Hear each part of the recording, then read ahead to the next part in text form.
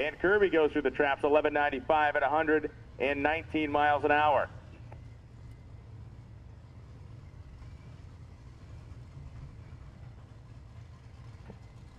Nino coming up now. Nino Porpiglia, the 1985 Pontiac Trans Am. Turbocharged small block. Nino has run as quick as 876 at 157 miles an hour. This is a heavy piece of iron out here. We'll see if he can get it hooked up and booking here as we start to see more of our high-powered cars heading into the staging lanes as they've been watching, letting the racetrack get some heat into it.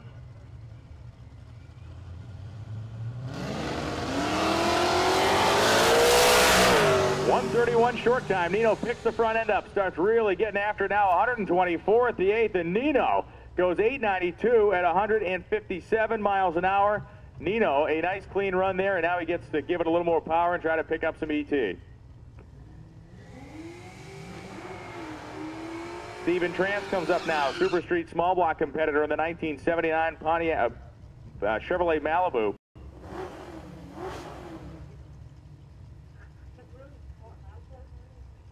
.1060 with an 8 at 124 miles an hour is the best run, or the average to date for Steven Trance.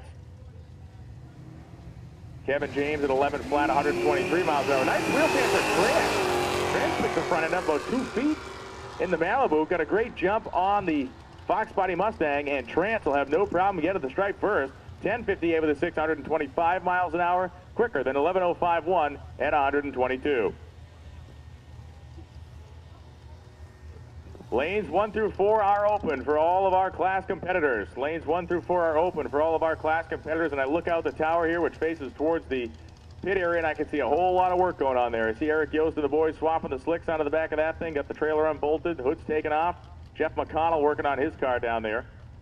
Everybody's wrenching. Fowler, I don't know what Fowler's doing. That thing's all jacked up down there. He's swinging a torque wrench around. Yeah. Take that man's weapon away. 34 Ford Coupe coming up now, another one of our unlimited competitors. Tom McGilton driving this car. It has gone as quick as 979. McGilton going to go back into the water, I think. Hit those big Mickey Thompson ET streets wet again.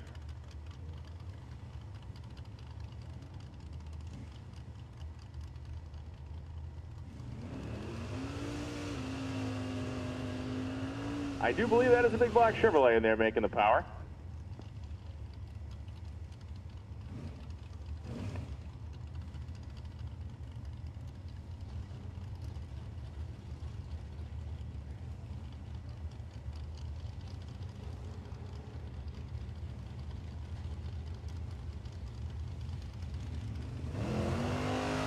So the 34 Ford launches off the center line. 009 reaction time.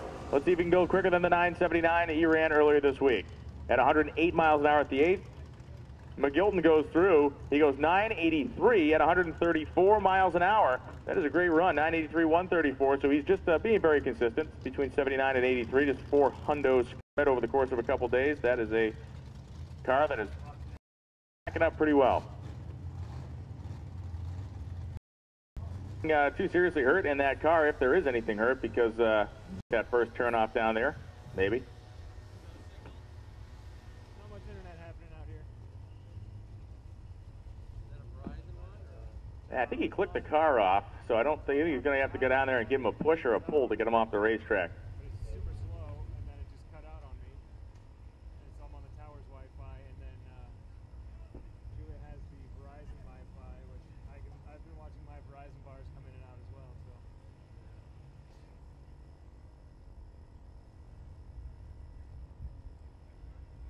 It's odd. It seems like we're in a densely populated area right now. I have 3 bars on my phone. Is that AT&T? Yeah. Yeah, I've got 3 bars Verizon now.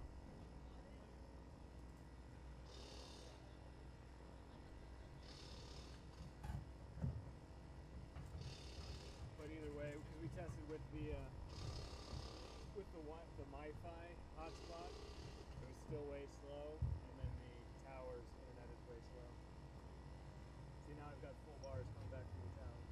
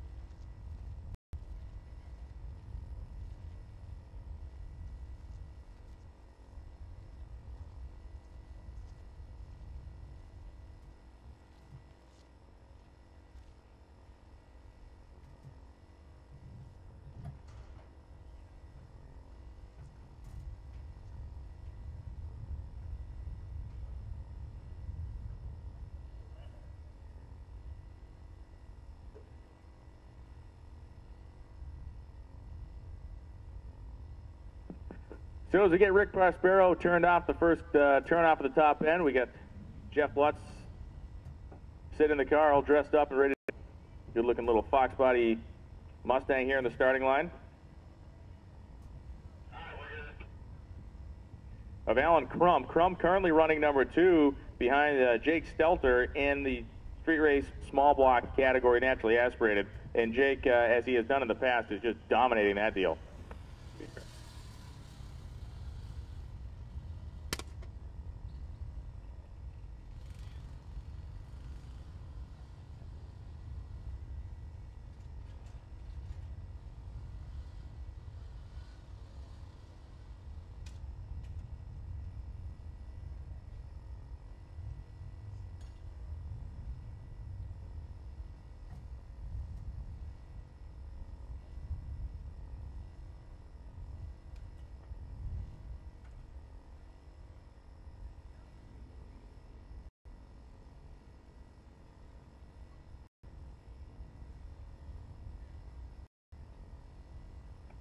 First floor, if you're going to turn in a time slip today, you need to turn in a time slip. It is on the first floor of the tower. Right down, you see Tanya in the conference room down there. Tanya and Donna down there, and they will keep you in line. If anybody has any Q16, the BP Q16 race fuel, and you can spare a gulp here or there, please find Tom Bailey. Bailey in the copper-colored 69 Camaro competing in the unlimited class. If you have any spare race fuel, we're talking Q16, please find Tom Bailey in the pits, and a little drop will do you in need of a little bit of Q16.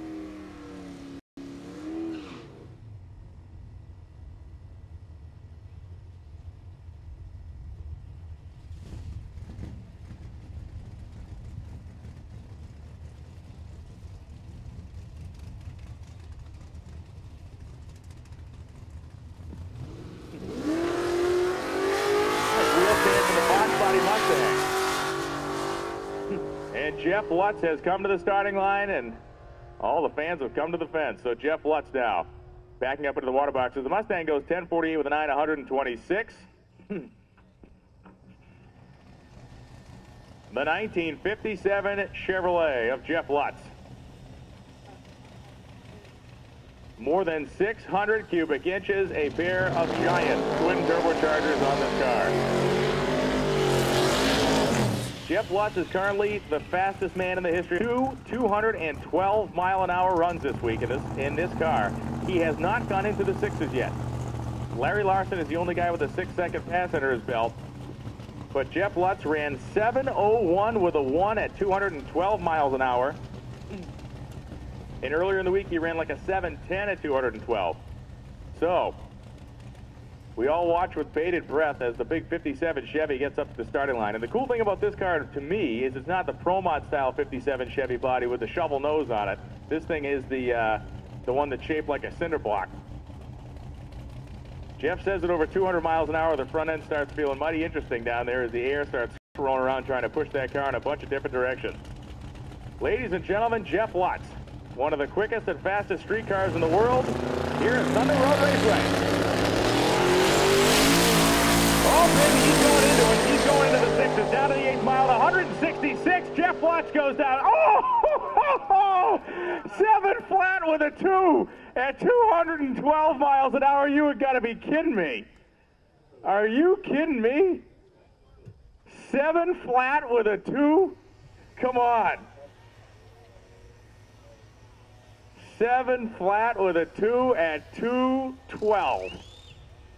That thing was 468, 166 at the 8th mile. Somebody get me my medication.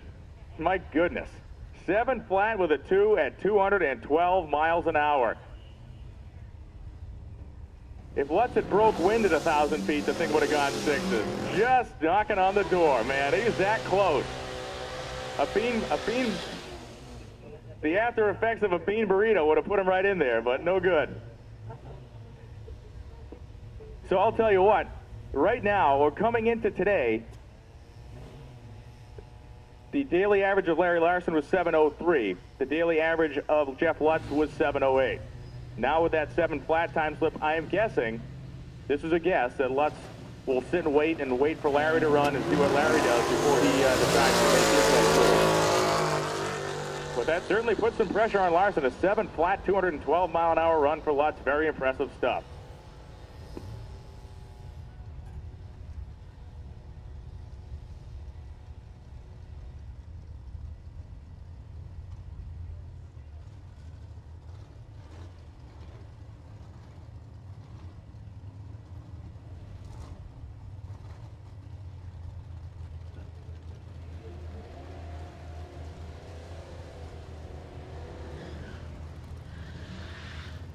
Randy Seward comes up to the starting line now. Seward and Randall Burns on the far side of the racetrack from the tower in his Buick Skylark.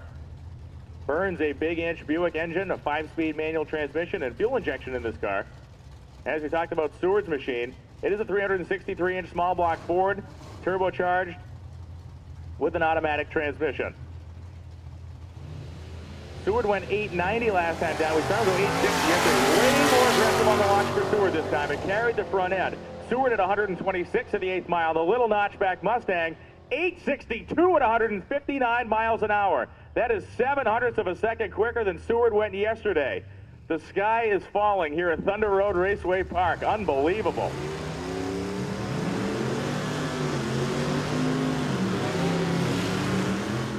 The Poison Gas 1930 Ford Model A comes to the starting line. Blue tinted windows, a blown small block Ford, a straight axle, and a nosebleed stance. You got to take an oxygen tank for altitude sickness in the front of that thing, man. It is way up in the air. I think it probably handles like a shopping cart at about 1,000 feet too, man. On the ground as Fox heads off down the racetrack. 100 miles an hour in that coupe.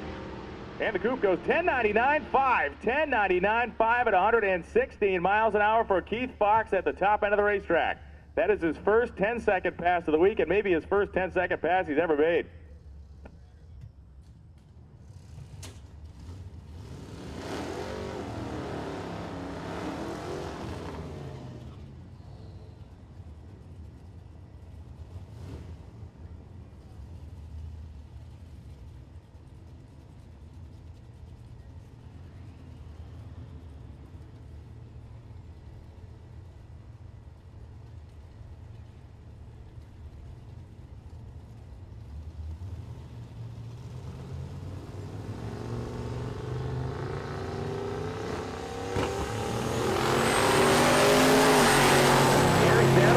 That's a 632 cubic inch big block Chevy in the front of that Mustang. Head down against Joey's LS Turbo pickup truck. The truck goes 11:49.8, 119, 13:37.0, 102.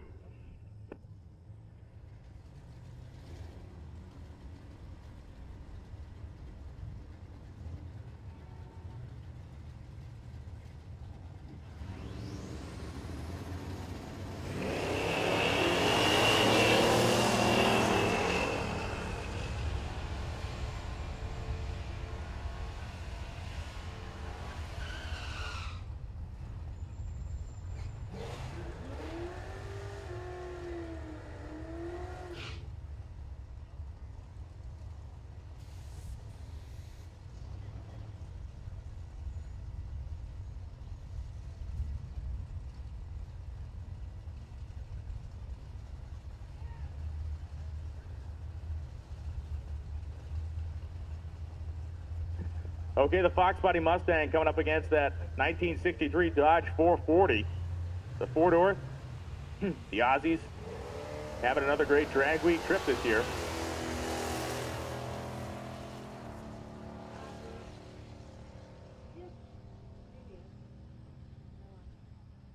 11.73.9, 114 for the Classic Dodge.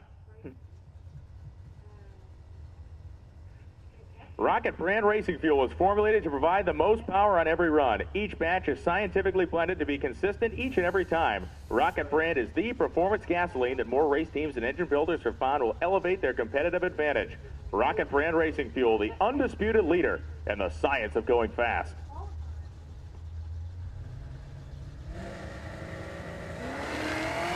Tom Franks heads off down the drag strip.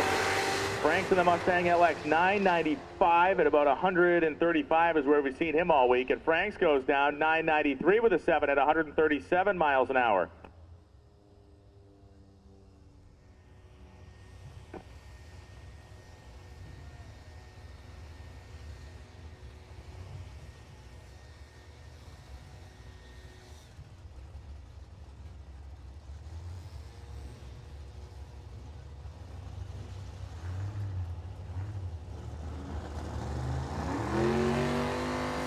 Here comes Mike Roy.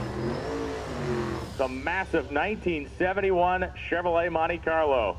A humongous car, a very heavy car, and a very fast car. Mike Roy, currently running number 2 in the Pro Street Power Adder category. Mike Roy, his average ET 778 at 184 in this Monte Carlo.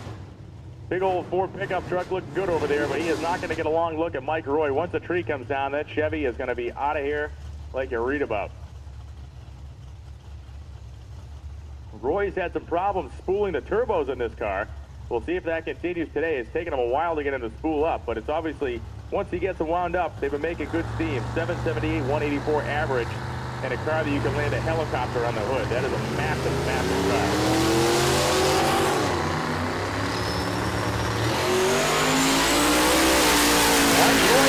Smoking like a locomotive, but look at it go to half track. The back end of the thing wandering around. Mike Roy goes 791 at 183 miles an hour. 791, 183. Hang on, Mike.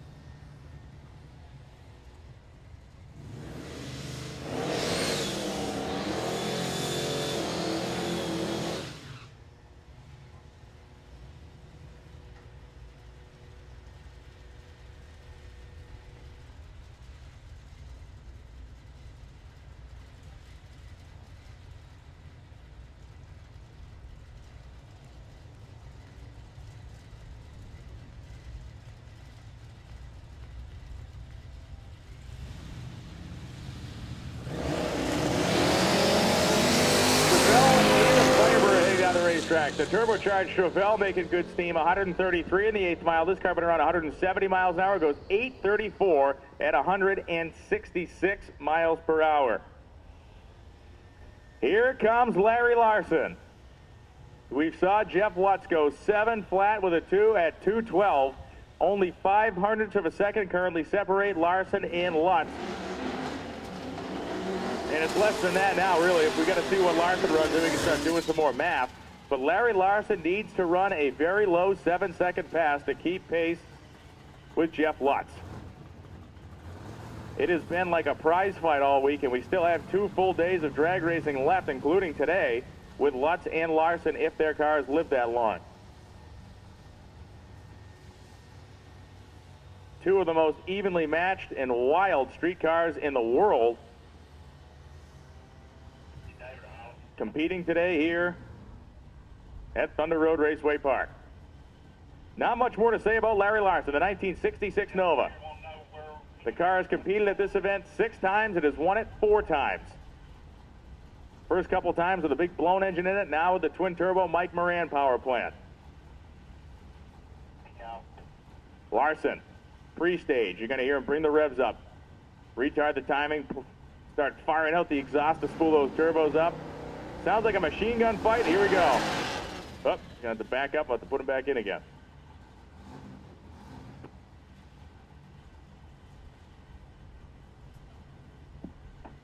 All right. Larson gonna restage the car now.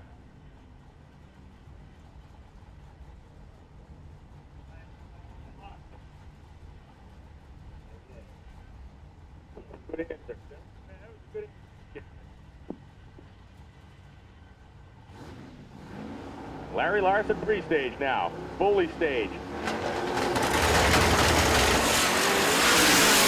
we go, Larson's out of the hole. Stevie Eckhardt looking unhappy about 300 feet. Now it's backfiring, and he is going to roll through the top end. Rolls through an 8:59.6, 134. He was getting on it pretty well, and the thing was moving along, but about 300 feet, something happened in there. The car bucked hard and then backfired.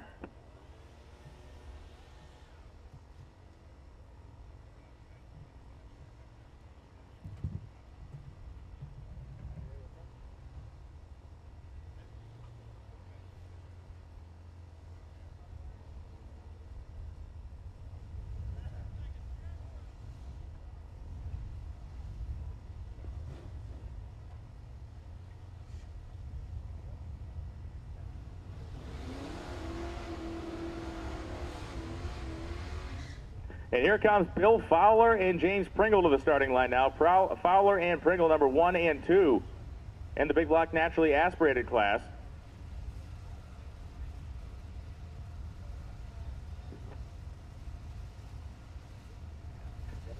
Fowler with his hat strapped on top of his helmet. That's a good look for him.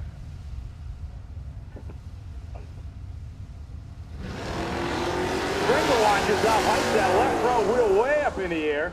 Meanwhile, the hat trying to hang on for dear life on top of Fowler's helmet. The two of them very evenly matched. Fowler goes 997, 141 with the hat flapping in the breeze. Pringle goes 1056 with a 6 at 127 miles an hour.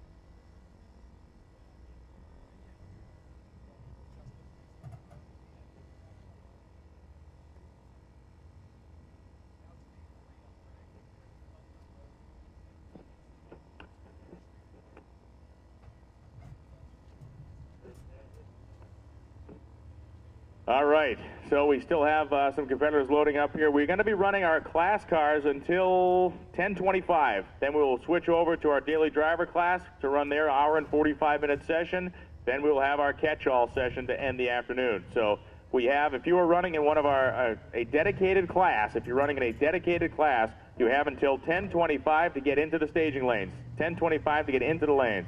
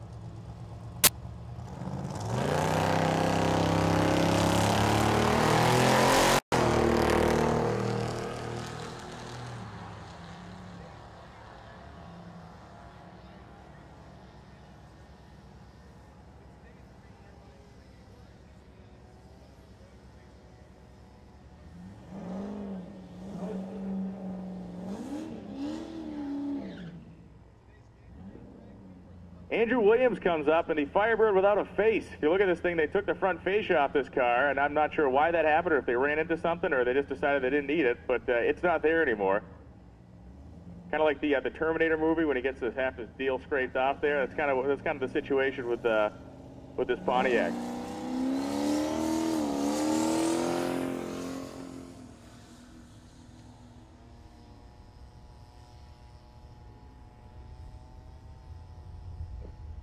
And the Pontiac goes 1294 at 107 miles an hour. They're competing in our Super Street Power Adder class.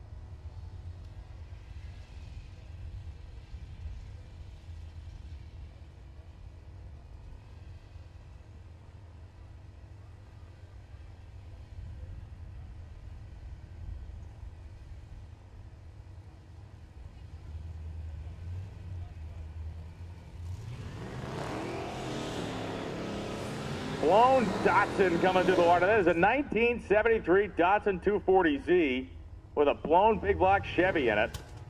And that is a whole bunch of iron lung bolted to the top of that motor. That is a big huffer on there. The wheelbase of a golf cart and a blown big block in the front of it. You should see people, and this thing's going down the highway. There are people that almost drive off the road trying to get a look at it. It looks like a Hot Wheels car, man. It runs real good, too.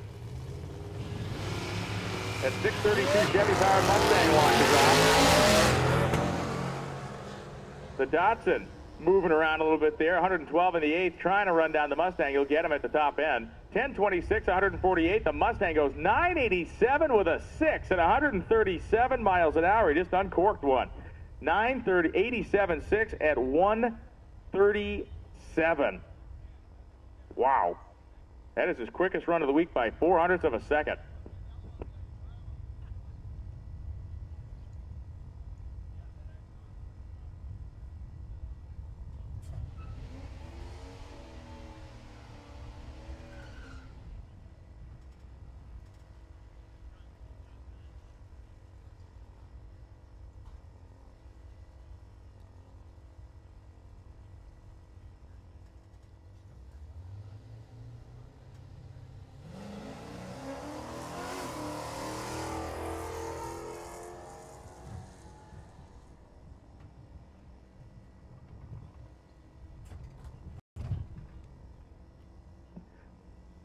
So 10:25 is the cutoff that we're going to have for our class cars. You got till 10:25 to get into the staging lanes to make a lap.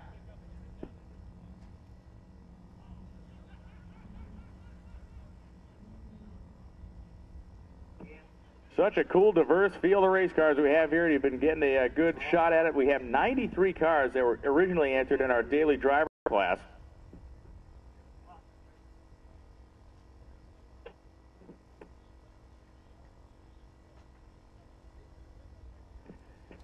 Just came up here. Jeff Dugoblowski came up and was hanging out with us in the tower. The two-time defending champion of our daily driver class. He is here and competing, looking to make it a make it a three-peat is what I'm trying to get out of my mouth there.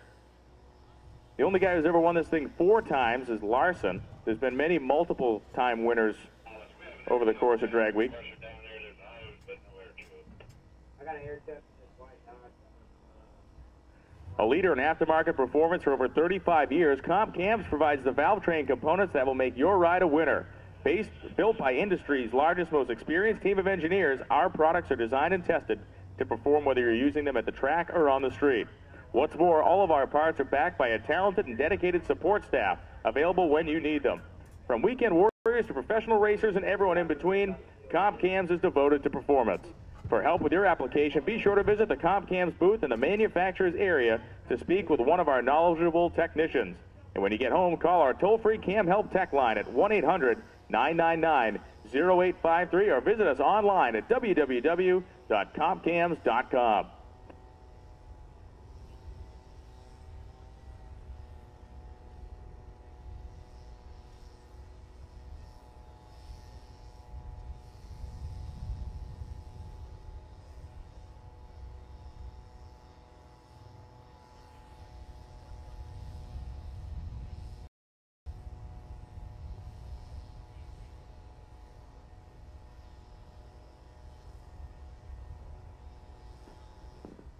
Champion Oil, located in Clinton, Missouri, has been a globally recognized industry leader in the specialty lubricant market for 55 years.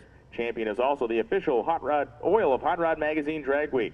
Their purpose-built performance and racing motor oils utilize a premium ZDDP anti-wear protection package, which contains a unique blend of high levels of zinc and phosphorus.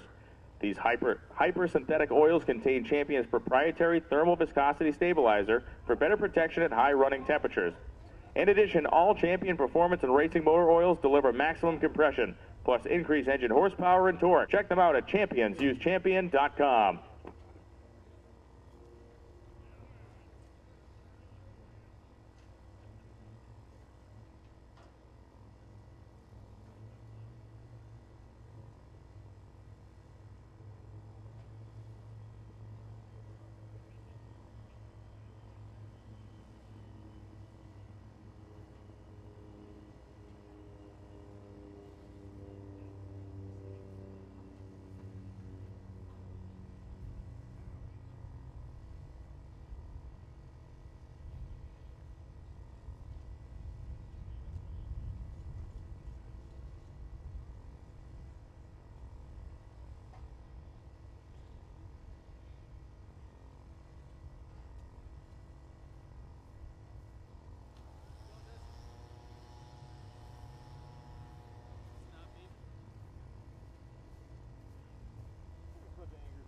So once again, if you want to hand in a time slip today, the first floor is where you want to be at. First floor, a little room down there. Tanya and Donna are in there. Tanya and Donna will take care of the first floor of the tower. That's where you go to hand in your time slips here at Thunder Road today. Thank one of our local track sponsors here, Environmental Oil Recovery. EnvironmentalOilRecovery.com. Troy Morgan stopped by the tower and let us know they're a local company that's a strong supporter of Thunder Road Raceway Park, and we certainly appreciate being here at Thunder Road today and everything that the racetrack's done to get themselves set up and prepared for us to be here. It's always interesting to show up to a drag strip on a Wednesday morning and have a drag race. Kind of a neat deal, and we certainly, again, appreciate all the effort made by the track staff and what everybody's done to get this racetrack prepped up and ready to go. It has been an exceptional surface for us today, and we're looking forward to having a lot of great runs for the rest of the day.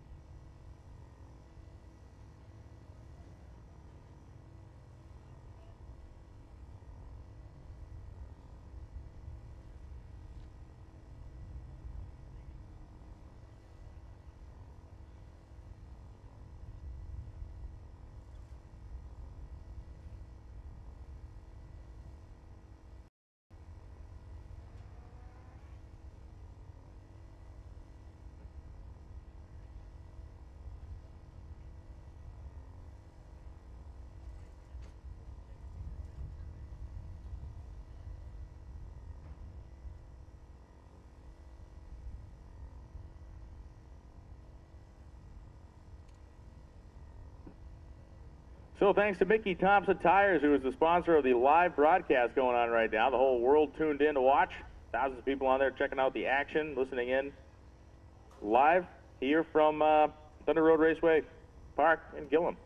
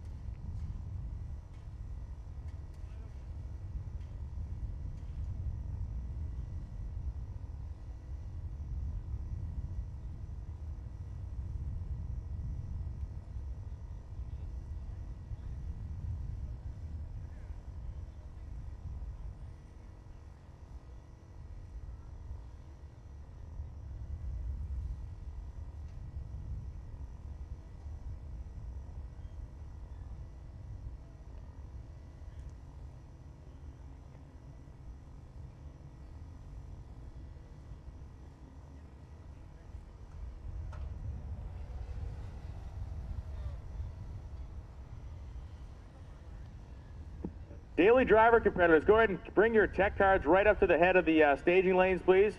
Daily driver competitors, those of you that have gotten into the lanes already, go ahead and you can take your tech cards and come on up and bring them up to the head of staging lanes. Guy standing there in a gray shirt.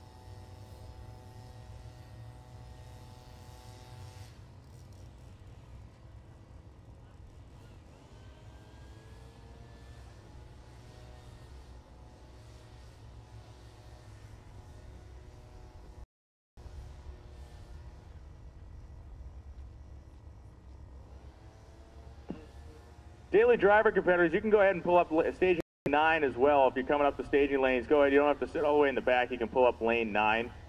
We know a bunch of you getting ready to go here. It's we have 25 minutes left. The lanes will be open for 25 minutes for competitors running in classes. 25 minutes until we close the lanes, take a break to do some starting line grooming, and then come back with daily driver. So once again, you got 25 minutes, any of our class competitors.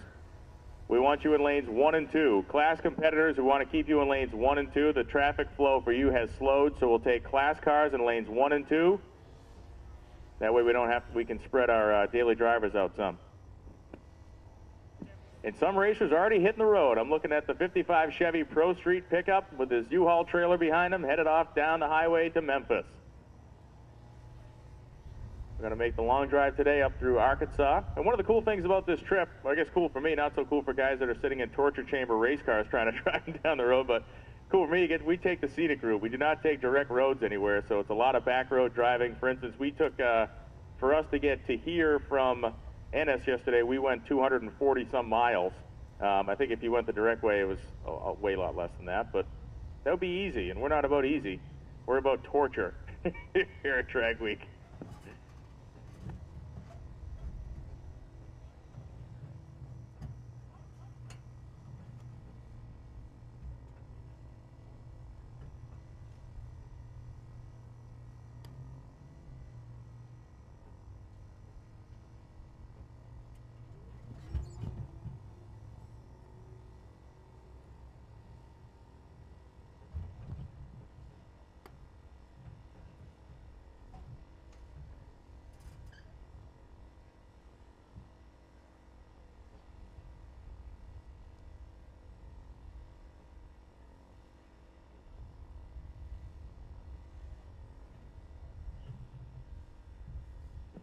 Everybody knows that nitrous is the world's best power adder, and everybody knows that NOS is the #1 nitrous system. NOS offers the most complete line of systems for street or race vehicles. When you're looking for throttle in a bottle, go with NOS, the leader in nitrous technology.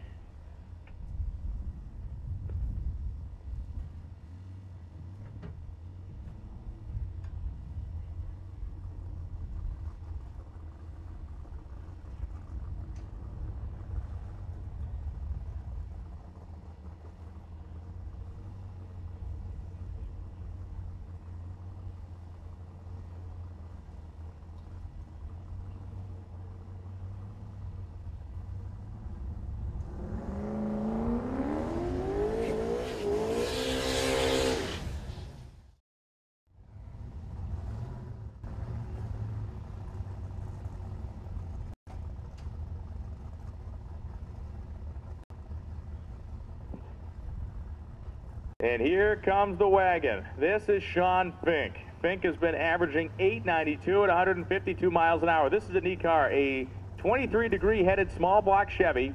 A lot of off-the-shelf type of parts with a single turbo.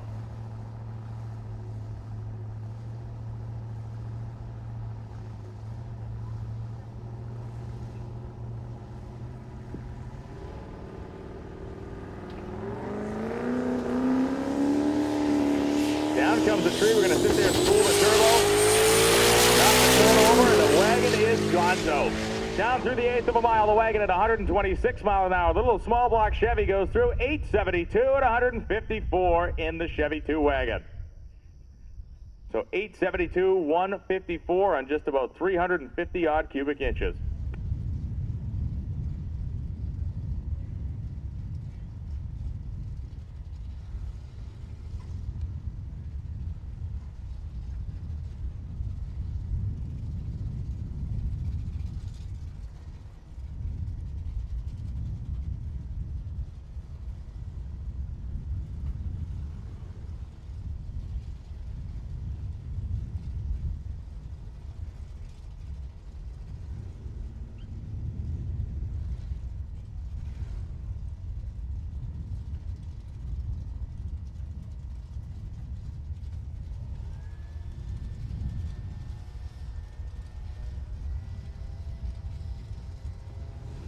Here comes Tommy Lee in this Camaro, and what we've discovered is that Tommy Lee does not own a ladder. How do we know that? Well, Tom painted this car. Looks like he painted it by hand.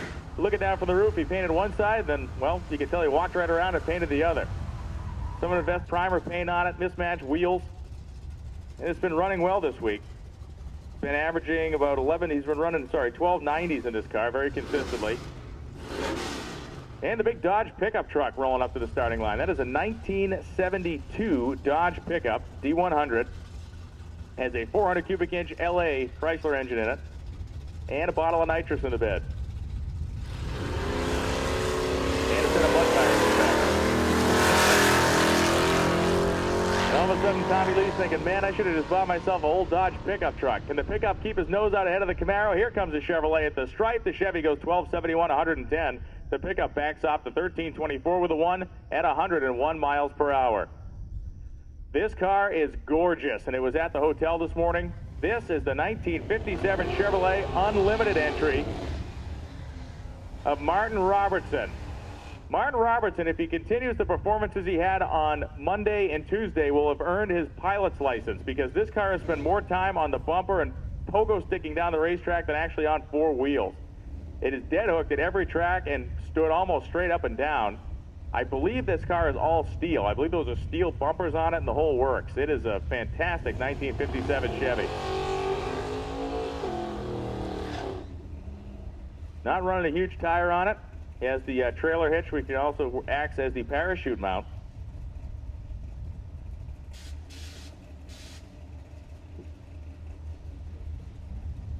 That's it. He pops the chute off, hooks his U-Haul up, and heads on down the road to the next racetrack.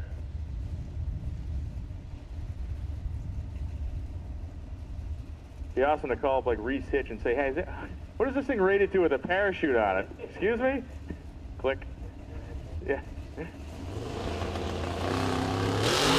Okay, so Robertson is walking out of the hole this time, then threw the nitrous at it. To the eighth of a mile at 121 miles an hour. Robertson goes to the top end, 934 at 150. I believe that is his best lap of the week by a bunch. Robertson, oh yeah, Robertson, that is way his best lap of the week. 934, 150 miles an hour in that gorgeous 1957 Chevrolet.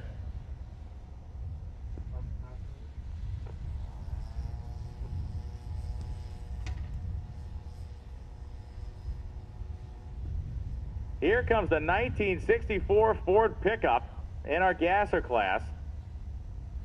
This truck has a 390 in it that has like 681 gazillion miles on it. That they bolted he bolted a blower to it, a couple of 4-barrel carburetors, and the motor is attached to the original new processed Granny Low 4-speed that was in the truck to start with.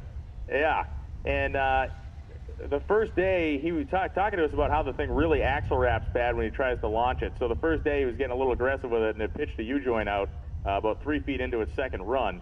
So he has been launching this thing off the starting line gingerly, to say the least.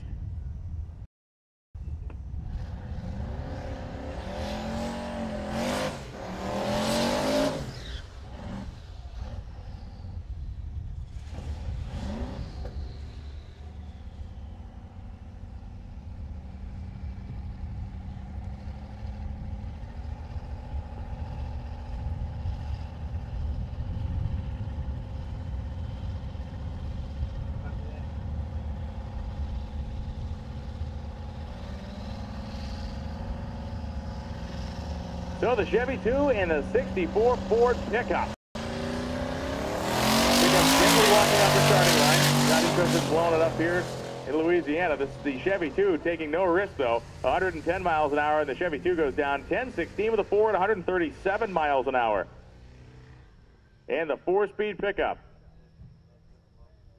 The blower 4-speed in that 390 to the top end. He goes 2012 at 81 miles an hour. Guy in the pickup truck is having a riot, and that's what Drag Week is all about. Brian Goldstone comes up. Goldstone and the Chevelle. Goldstone currently running number 2 in the modified power adder class, trailing Todd Maschmeyer, who we have not seen. Did Todd Maschmeyer make the drive today? We have not seen Maschmeyer make a run yet. The Chevelle now 133 the 8th mile. He's been going about 170 all week. He goes 837 at 166 miles an hour. 8:37, 166. Still about a tenth off what he was running yesterday.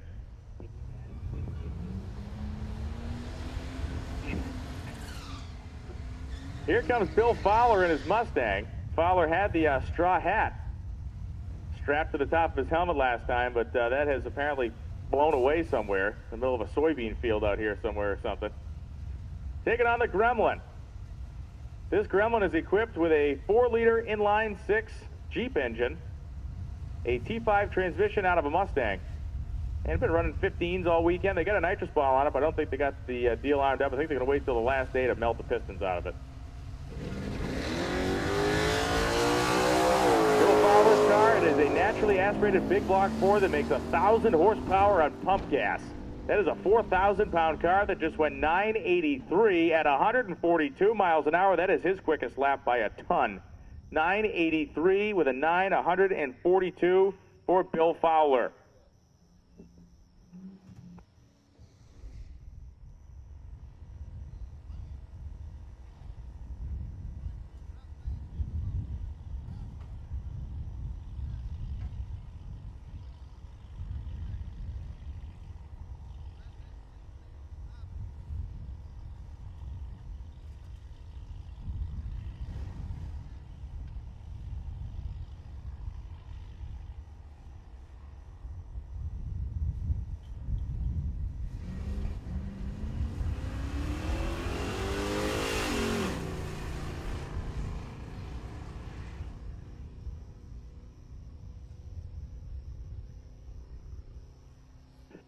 We are down to about 15 minutes, folks. We are down to 15 minutes until we close the lanes for our class cars and move into daily driver. Once again, we are down to 15 minutes to get into the staging lanes. If you want to make a run and you are running in class, you need to be in the lanes for this morning session in 15 minutes. As long as you're in the lanes by 10:25, you will be allowed to run. If you're not in the lanes by then, you'll be shut out and have to wait till this afternoon's session.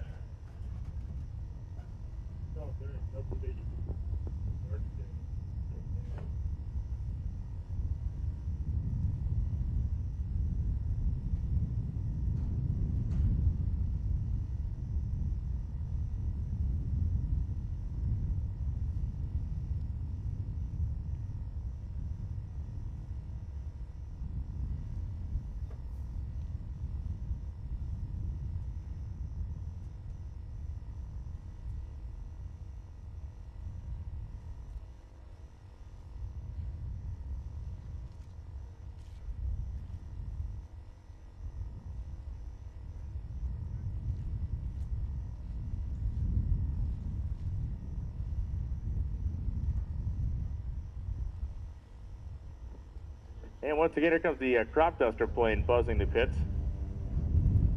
That's a first for me, actually, seeing a crop duster plane 150 feet over the top of the drag strip.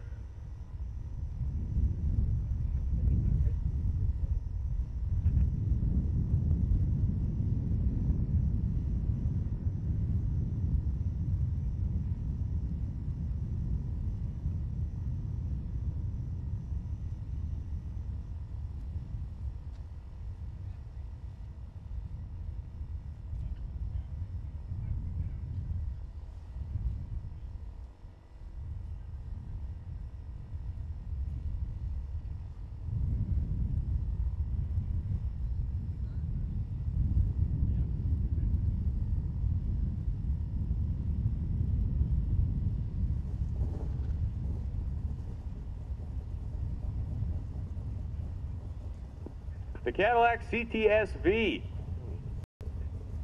LSA engine in here, the supercharged version of the LS motor. This one goes good. Ran down the 1170s the other day. It is loud. It is a loud Cadillac.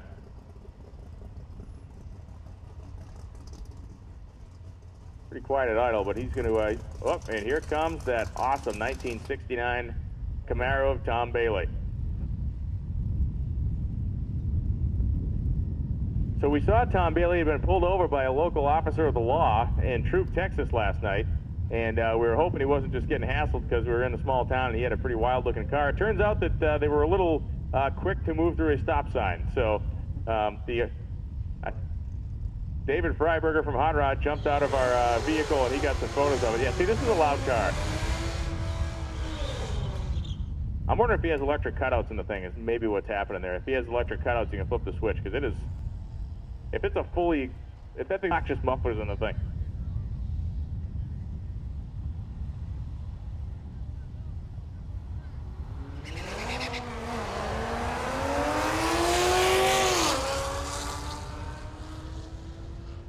So late model luxury high performance Cadillac at 96 in the 8th mile. CTSV goes 12:02 at the 0 at 121 miles an hour.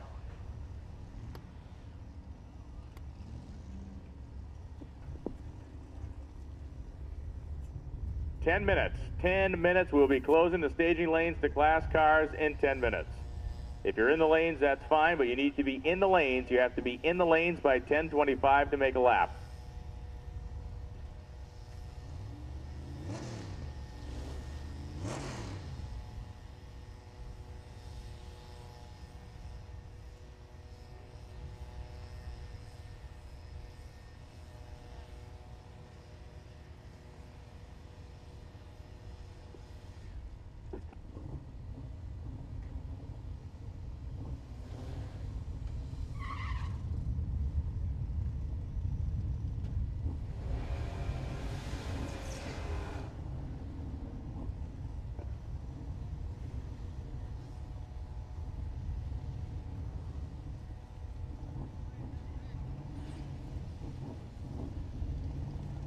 So the big block Monte Carlo coming up here, 454 cubic inches.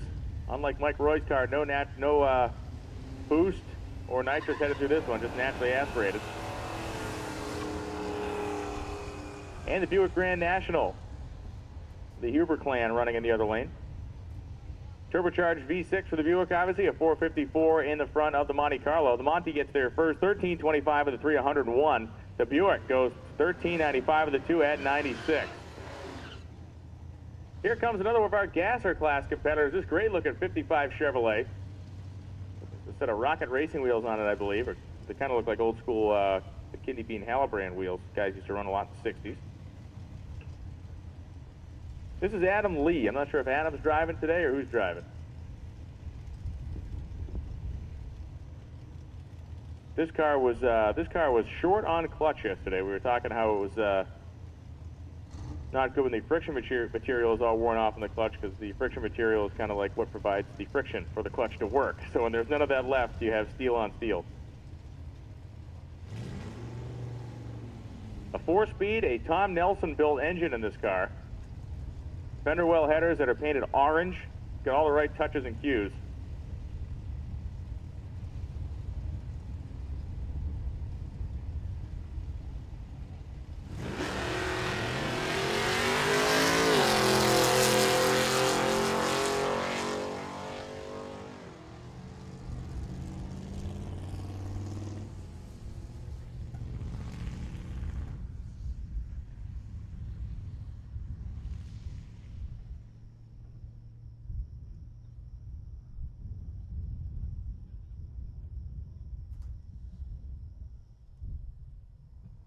And the 55 Chevrolet working its way down the racetrack. Hopefully, not sure what's going on there. Hopefully it's nothing too serious. Maybe the clutch issue continuing to plague the classic gasser style car. Multiple turnoffs down there at the top end, so if you are slow going through the traps, you can turn off early.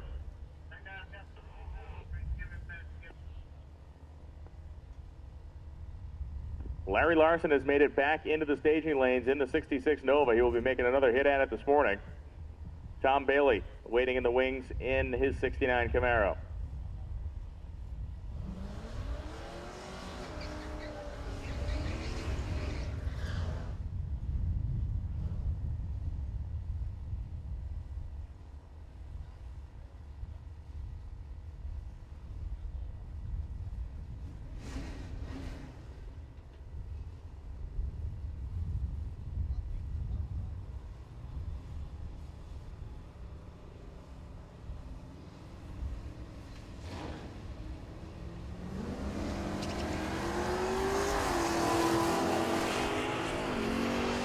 Rich Pedraza from Manteca, California heads down the racetrack in his yellow Mustang, making a good lap today. Pedraza goes 11:28 with a 6 at 121 miles an hour. The third-gen Camaro goes 14:79 with a 4 at 94.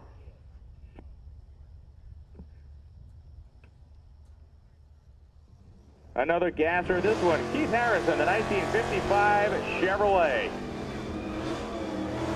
Nose-high stance, big block Chevy for power, taking on the 1962 Valiant in the far lane. When's the last time you saw a 1962 Valiant? I would venture it has been a while because they didn't make a whole lot of them. And like the old saying goes, beauty is only skin deep, but ugly goes straight down to the bone. And the 62 Chryslers, I'm not saying this particular car, the styling of the car is very unique. This one runs very well, though.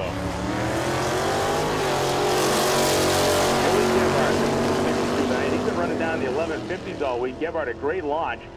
Mean looking race car. Looks awesome with a hood scoop on it, powering down to the top end. 11:44 at 116 miles an hour. That means Gebhardt picked up almost a full tenth over the best he's run all week.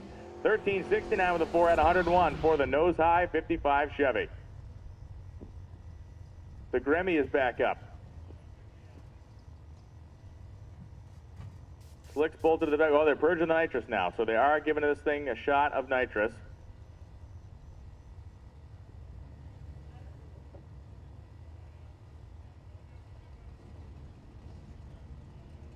Be interesting to see what these guys will turn with the nitrous on. You saw him just purging it.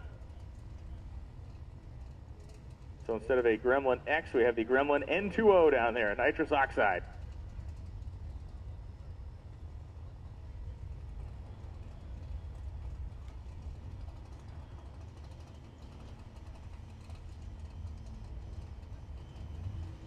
Gremlin fully staged. Down comes the tree. Bog job on the launch. They dumped the clutch. The thing just hooked up, dragged the motor down, but now it's back up on it. 8th mile, the Gremlin going 72 miles an hour, so the nitrous definitely getting the job done. And the Gremlin goes through the finish line, goes 15:81 at 91 miles an hour. Nothing like hitting the red button and picking up about 2 seconds off your ET. So the little 4-liter Jeep engine loving a face full of nitrous oxide on the way down the racetrack. 3 minutes. In 3 minutes, we will announce that the class staging lanes are closed. 3 minutes. 3 minutes to get to the lanes before we close them up for the morning session.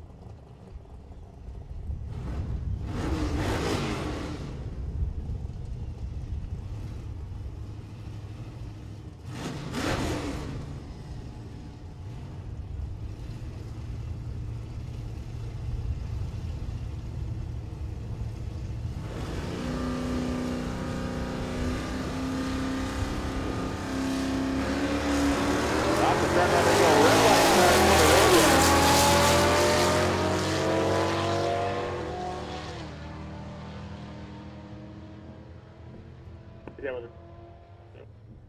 11:64.9, 116 miles an hour for the Roadrunner.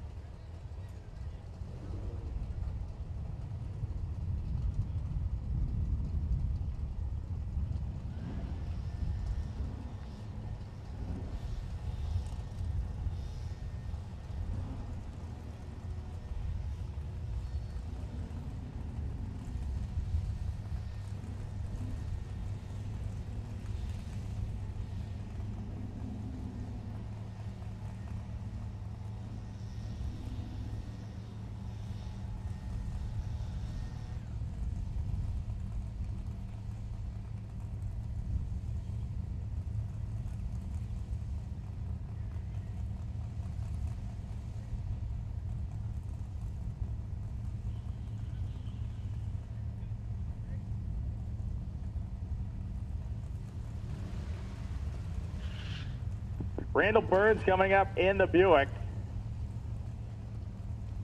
The Boats and Stroke 455 will be lined up against the mighty Mike Roy in his 1971 Monte Carlo.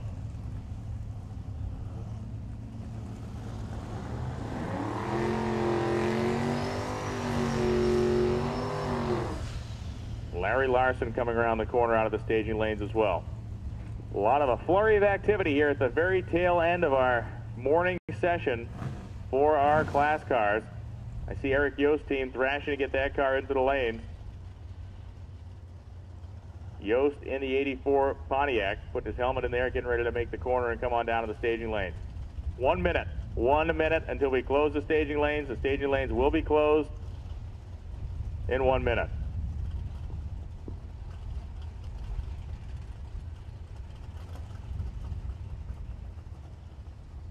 Mike Roy, we saw him go down in the 7s the last time, and can he do it again? This thing, the big turbocharged engine, blows black smoke like coal when he loads it up off the starting line.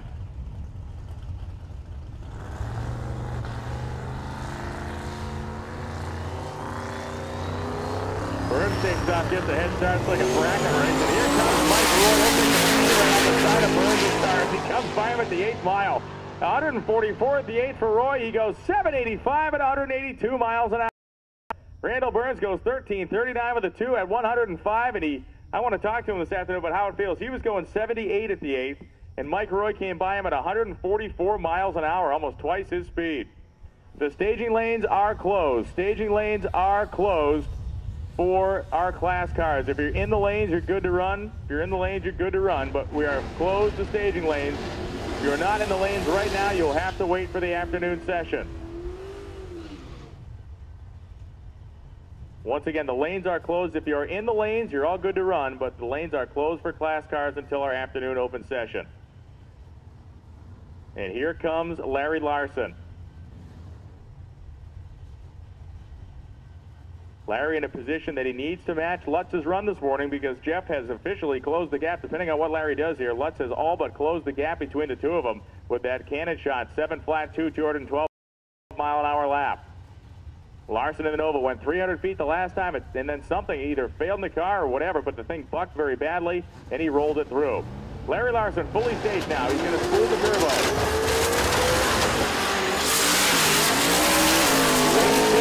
This time. He's full of shift handles. 163 in the 8th mile, and Larson, oh, backfires at the top end, goes 727 at 175 miles an hour. He was going 163 at the 8th. He was on pace. He was 474, 163 to the 8th. It was moving. It was moving for a very, very high or very low 6-second pass, or very high 6-second, very low 7-second pass. But you saw it about 800 feet. You saw the thing, or heard it, start to shoot some ducks down there. And he rolled through the top end, 727, 175, and that means Larry needs to stick around this afternoon unless he's going to spot Lutz a lead going in to our race in Memphis tomorrow. High drama on the quarter mile here in Louisiana. Doesn't get any better than this. Drag Week from Hot Rod Magazine presented by Gear Vendors Overdrive. Make sure when you're cruising the pits today, stop by QA1, stop by Gear Vendors, stop by and talk to Jack Day at Rocket Fran Racing Fuel. We have all these great names and companies from the industry here supporting this race, and they can help you with your either hot rod, street rod, race car, whatever you want to do. They got the answers and the tech expertise to help you out.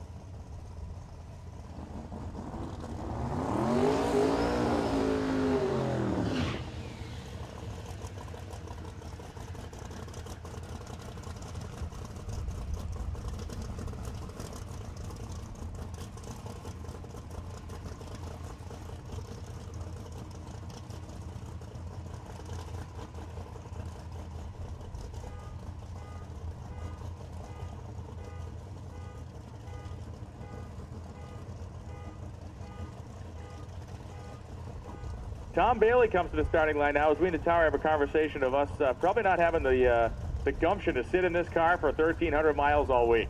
Bailey, the 1969 Camaro. It is a Steve Morris built twin turbo monster powering this car. It went 710 at 196 earlier in the week. Tom Bailey is your dark horse candidate in the unlimited category.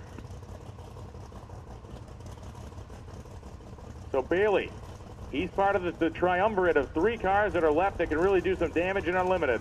Larson, Lutz, and Bailey. And here comes the third part of the act.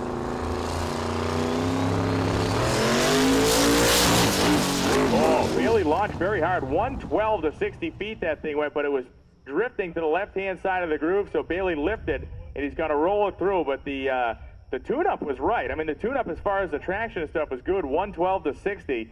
Just the direction it started moving in was no good, so he clicked it off rather than get out of the groove and have a problem.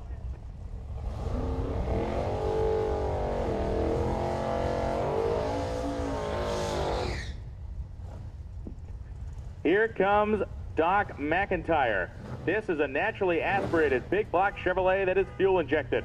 It ran 892 yesterday. Remember, that is without the aid of nitrous and without the aid of a blower. This is an 8-second naturally aspirated fuel injected big block car that is street legal. It has been driving the route with the rest of us.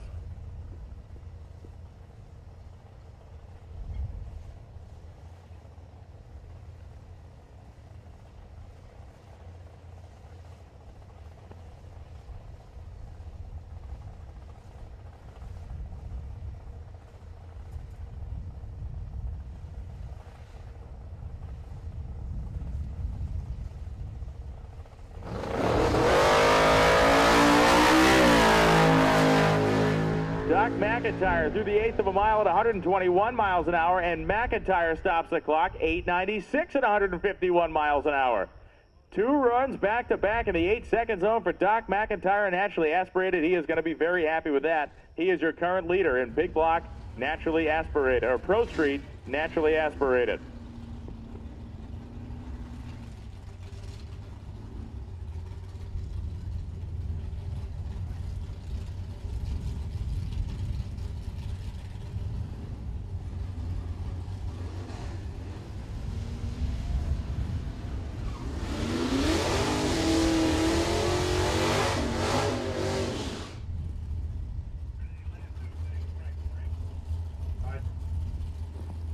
Here comes Jeff McConnell. This is another naturally aspirated car. This one a 427 cubic inch small block Chevy.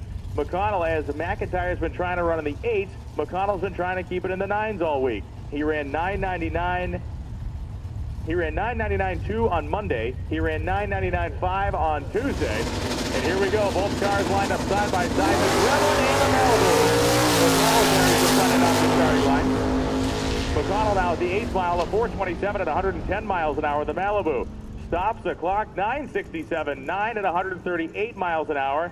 And the little Gremlin working its way down the other lane. 1529 at 92, getting close to the 14s in the Gremlin.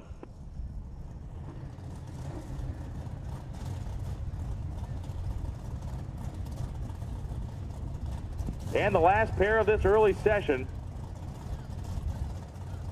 we'll have Eric Yost.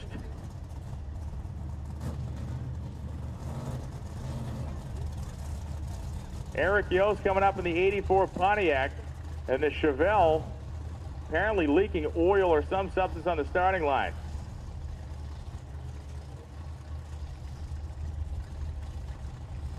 El Chevelle, nope, they got him squared away. Looks like he's going to make the lap there. James Goad in the Chevelle.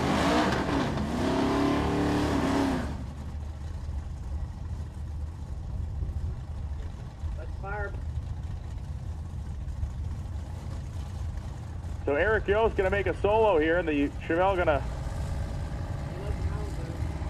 to make a solo in the next pass down.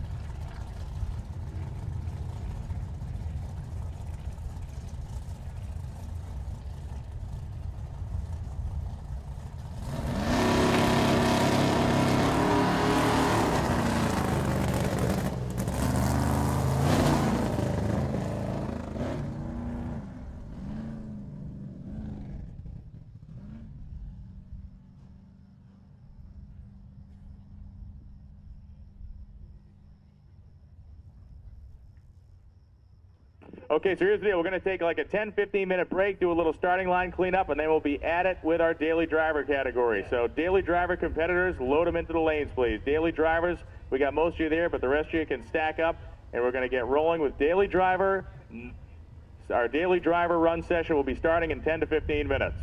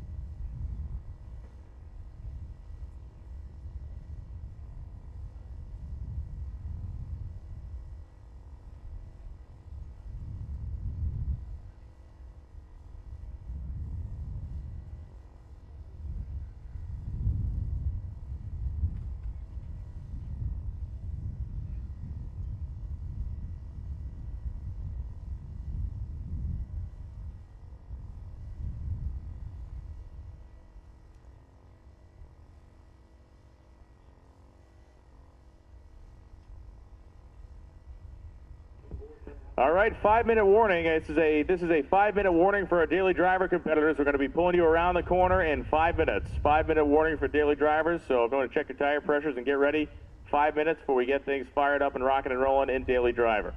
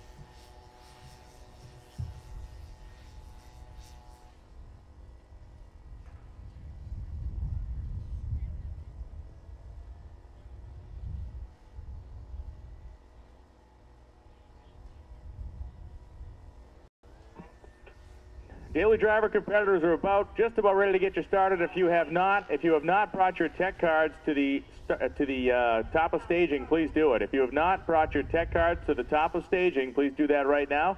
Hand it to the dude running the top of the staging lanes.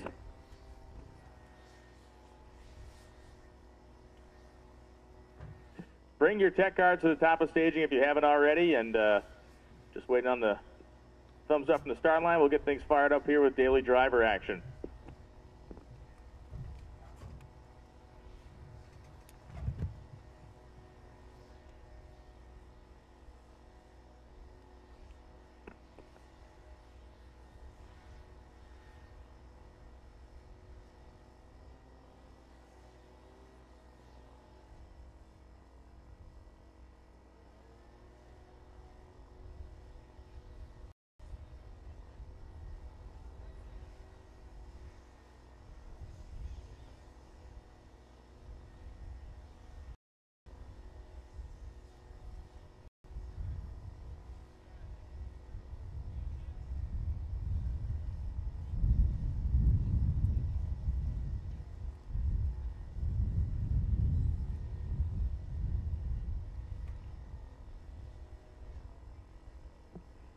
All right, let's wind him up, bring him around the corner. Daily Driver. Session is one of our races getting ready. A long ride today, something like 400 miles, I think, up through Arkansas.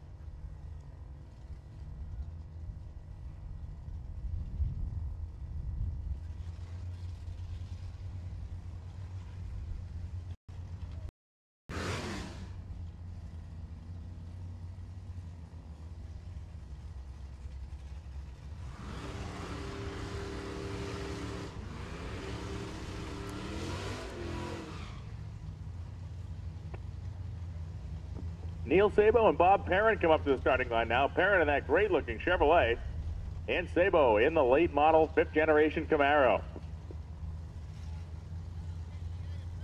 Camaro, a great-looking car. Classic shoebox Chevrolet taking on that late model Camaro. Perrin's car is a 204R overdrive automatic. He swaps between that and a manual transmission. Drag week he runs in automatic, and when he takes the car on power tour, he puts in the stick box. Better reaction time for Perrin. Remember, reaction times come into play for these guys on Friday when we have their eliminator. Perrin at 91 in the 8th mile, and he takes it down the big end, 11:57 at 116. Neil Sabo goes 13:38 with a 4 at 113 in the Camaro.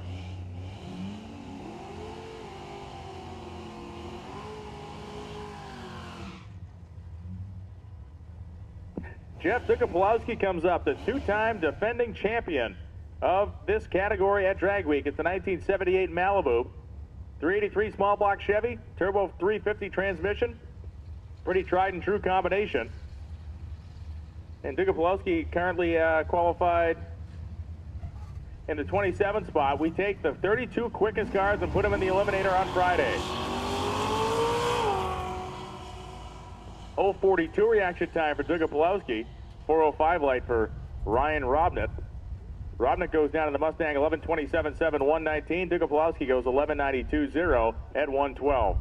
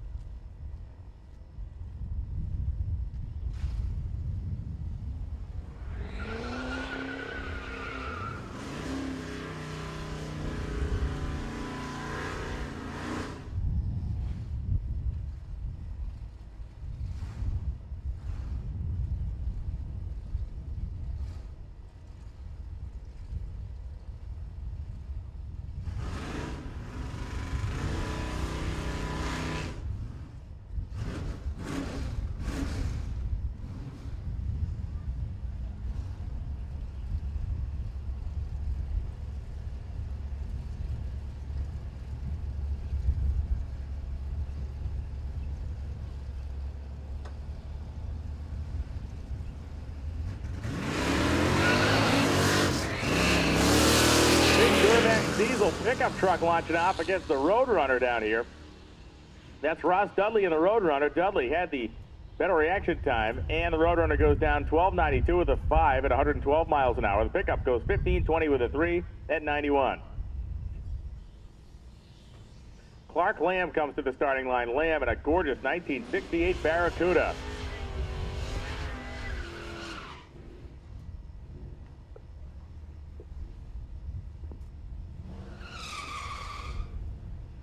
Lamb going to be lined up next to that fourth generation Camaro in the right lane.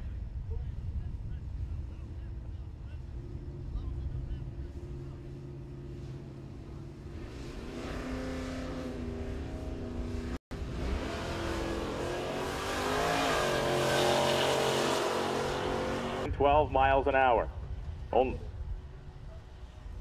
Only 5/100ths of a second have separated Lutz and Larson in their average time this week. If Larry wants to maintain that, or at least maintain a lead, he needs to run down very deep into the 7-second zone. Mile an hour is a tiebreaker, but he wants to concentrate on elapsed time. You win unlimited, you win this event by having the lowest average elapsed time over the 5 days. And right now, he and Jeff Lutz are in a virtual tie. Larson.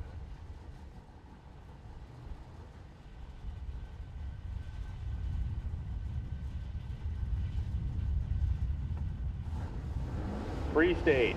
The car went out last time 800 feet and then fell on its face. Let's see what happens this time.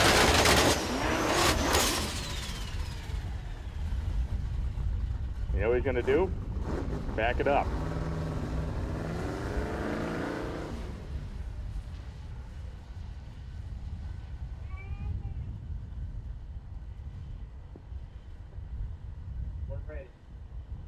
All right, so second verse, same as the first. Made a hit. Crewman's going to click the data recorder off and on to erase it and then reset it.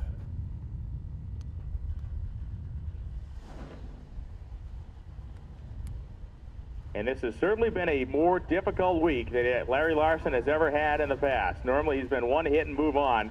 This week he has had to make many, many more passes on this car than he normally makes, and we have been seeing some chinks in the armor.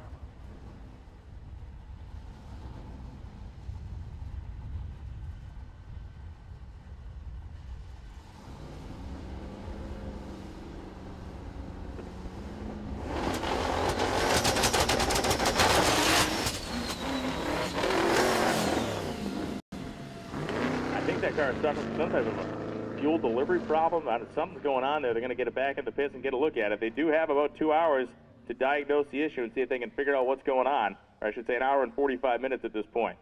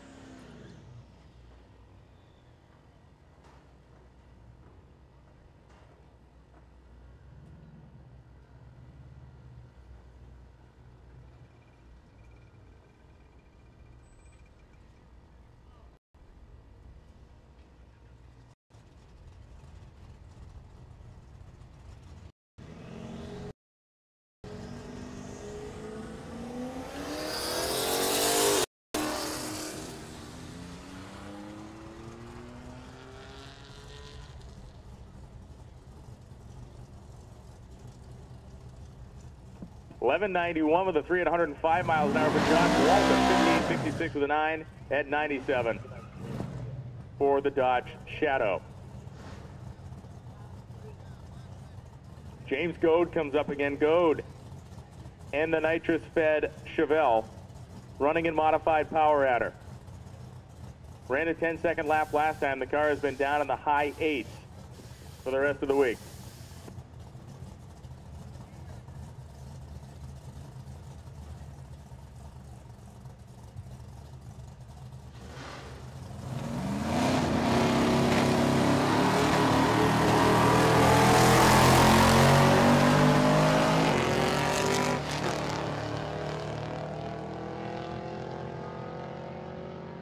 .1077, 129 miles an hour for the Chevelle. 1329 at 107 for the GTO.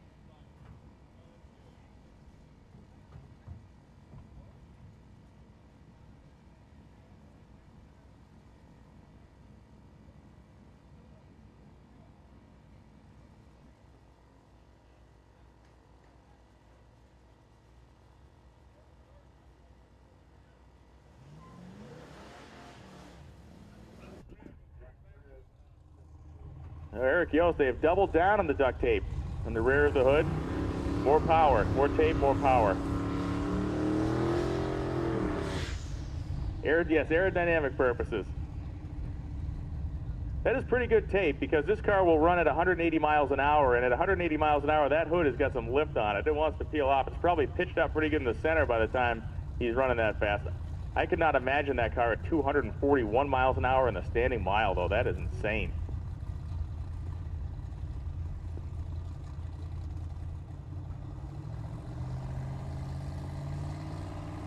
Eric Yost trying to maintain that lead on Big Mike Roy in the Monte Carlo. And that thing is just not happy about it. Hit the throttle, was breaking up all over the place. Yost going to lift early and roll it off the first turn. 12:38, so we have an hour and 20 minutes. 1 hour and 20 minutes.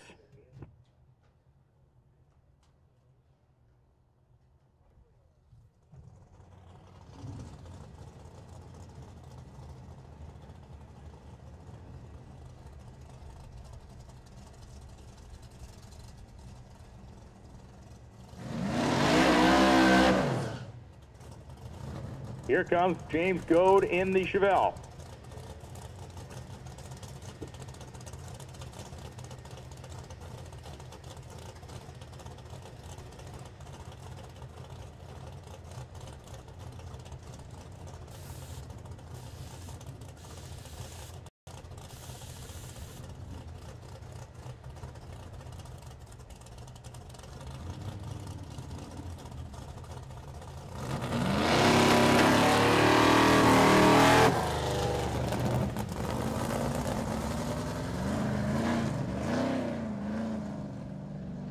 And the Chevelle launches off, did not do what they wanted. Goad lifts, he's going to get it off that first turn, I believe, or second turn at the top end of the racetrack.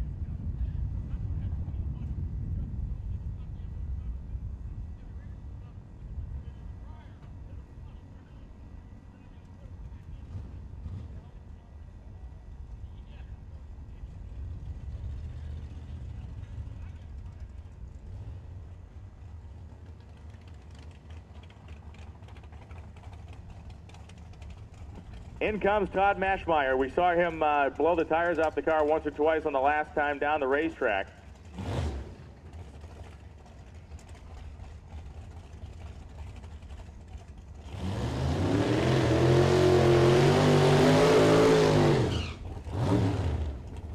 And this car is like evil personified. It is flat black. It's got the bullhorn style exhaust coming out behind the front tires. It sounds absolutely full house down there. Purging the nitrous, as you can see.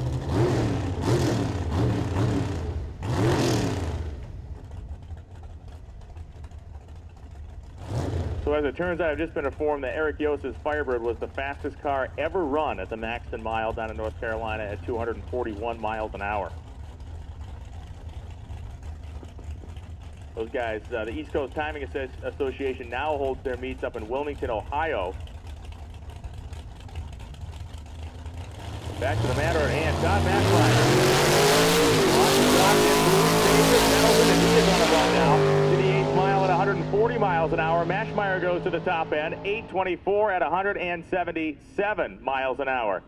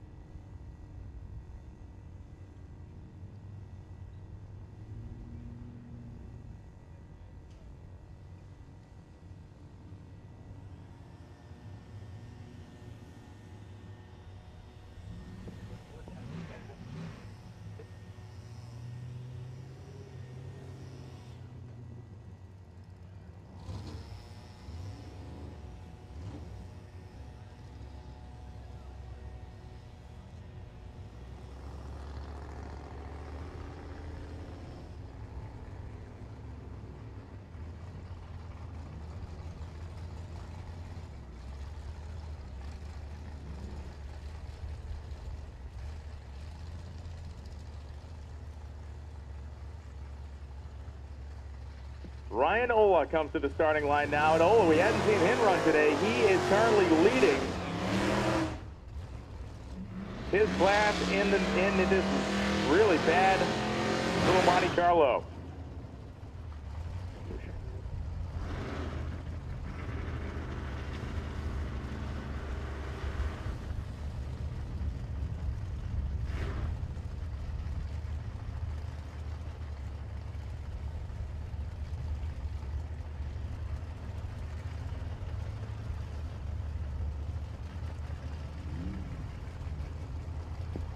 '79 Monte Carlo is actually now chasing. He's chasing John Weishman.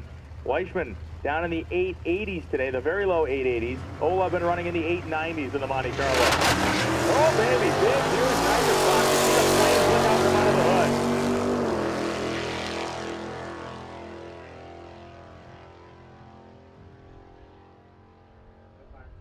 Yeah, he does not want the fire extinguisher. That fire is out.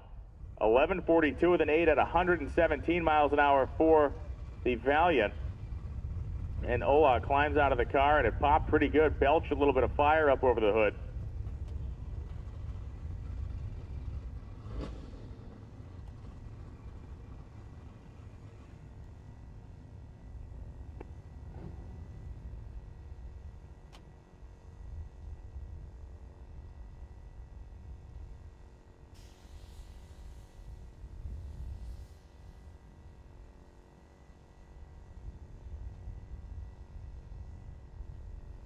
They're going to push that car back out of the way.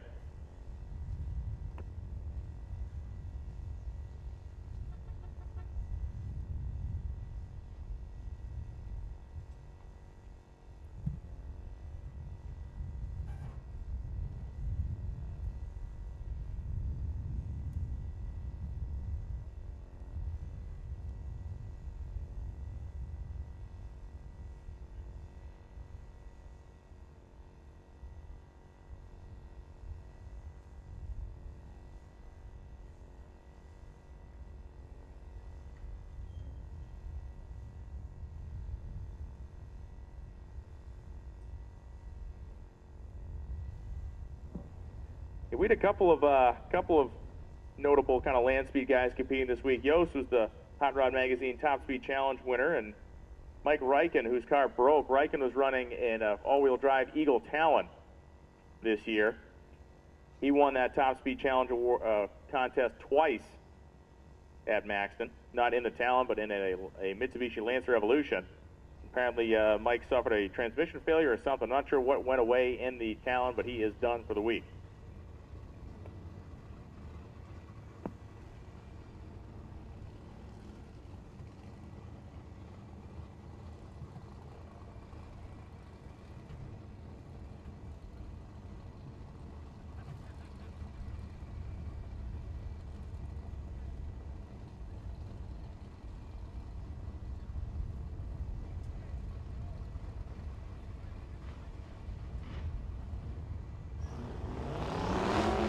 Here comes Tim Reed.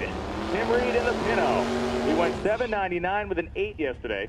Very unassuming looking car. It's a 1999 Pinto. LS engine with two small turbos, two like 66, 68 millimeter jobbers in there.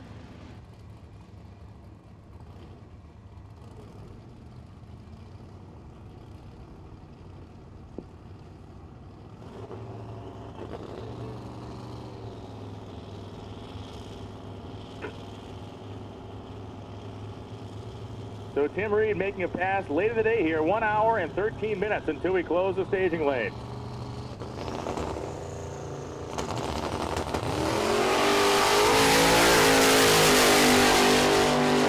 Oh yeah, this is good stuff. 132 in the 8th, and Tim Reed goes down 834, 167. A fairly safe pass because 7.99 yesterday, but they did get the car down the racetrack, and maybe that was the plan. Get a safe one under their belt. Maybe able to come back and hit a little harder later on. But Tim Reed goes down 834, 8, 167, 132 in the 8th.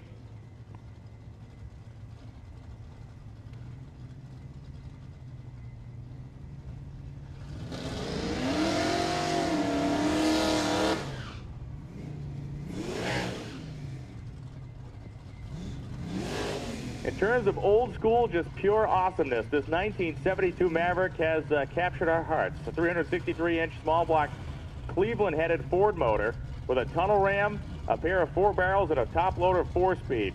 It's a semi-reminiscent combination you would have found in the old days of pro stock racing back in the early 70s. Small car and the 4-speed and the tunnel ram small block. Car has been running low 12s, and the engine combination should be good for an 11 somewhere. It made 500 something horsepower in the crank.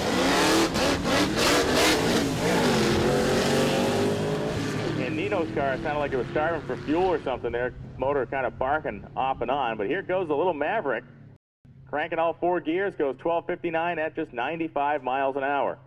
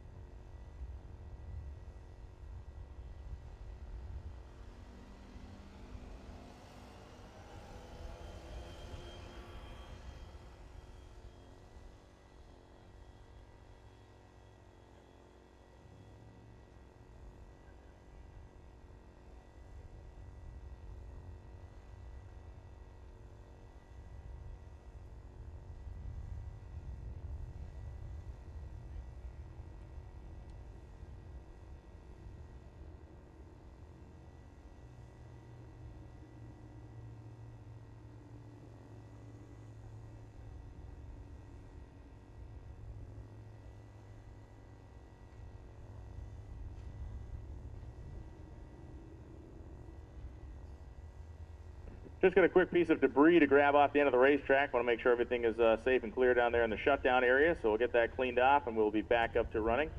Staging lanes are open again. All classes, all competitors, feel free to jump in and make a couple hits here to finish off the afternoon, as we have about 1 hour and 5 minutes. 1 hour and 5 minutes before we close the staging lane.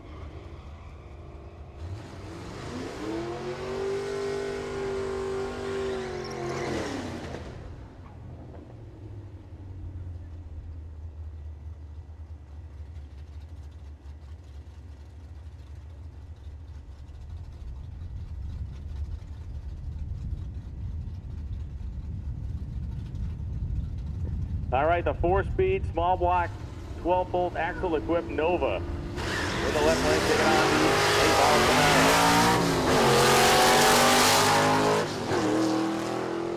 hour. Good side-by-side drag race. Old school Detroit Muscle taking on the new style pony car, and it will be the old Nova getting down there first. 12.89 for 108 miles an hour. The Mustang goes 13.10 with a 4 at 107.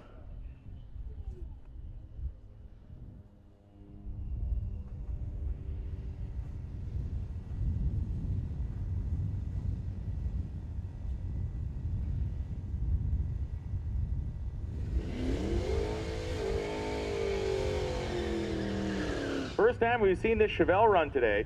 It's a big block car on nitrous.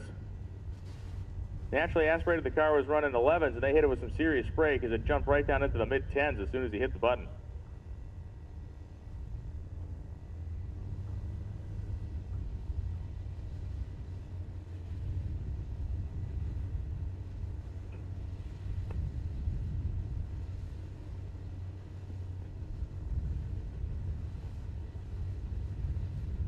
So the Chevelle now pre-staged, fully staged. He's ready to go. Nice looking car. Free wings it right up about 60 feet, doesn't it? Car comes out of the hole and all of a sudden jumps right up on the tire and it's gone. The Chevelle goes through the traps, 1060 with a 1 at 128 miles an hour.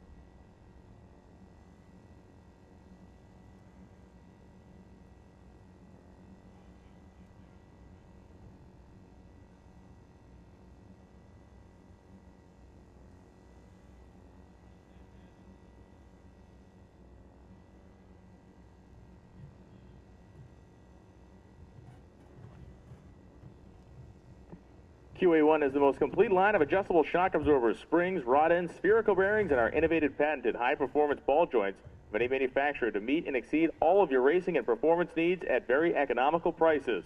Price, availability, and selection are all yours with QA1. QA1 is the #1 supplier of rod ends and shocks racing. Shouldn't you find out why? Don't settle for second best. Visit QA1 Display Trailer or check out our website at www.qa1.net and find out why it's #1 in racing suspension components.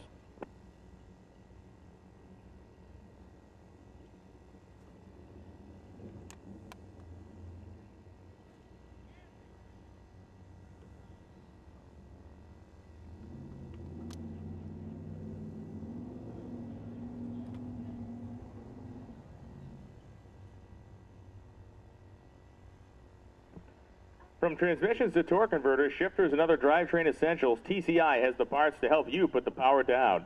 Engineered by a staff of devoted drivetrain experts and made from top-of-the-line materials, TCI products go through a rigorous triple testing process to ensure that every component lives up to the company's highest quality standards. You can be sure that state-of-the-art TCI products feature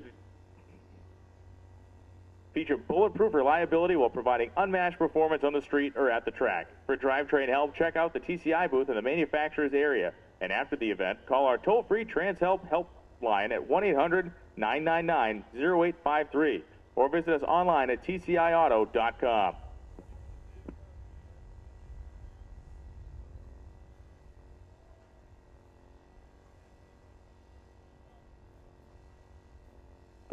Special thanks to Mickey Thompson Tires, the official sponsor of our live feed this week. Live streaming video from all the racetracks we've visited so far, and we'll continue to visit. We got Memphis tomorrow, and viewers from all over the world checking out the action here at Drag Week.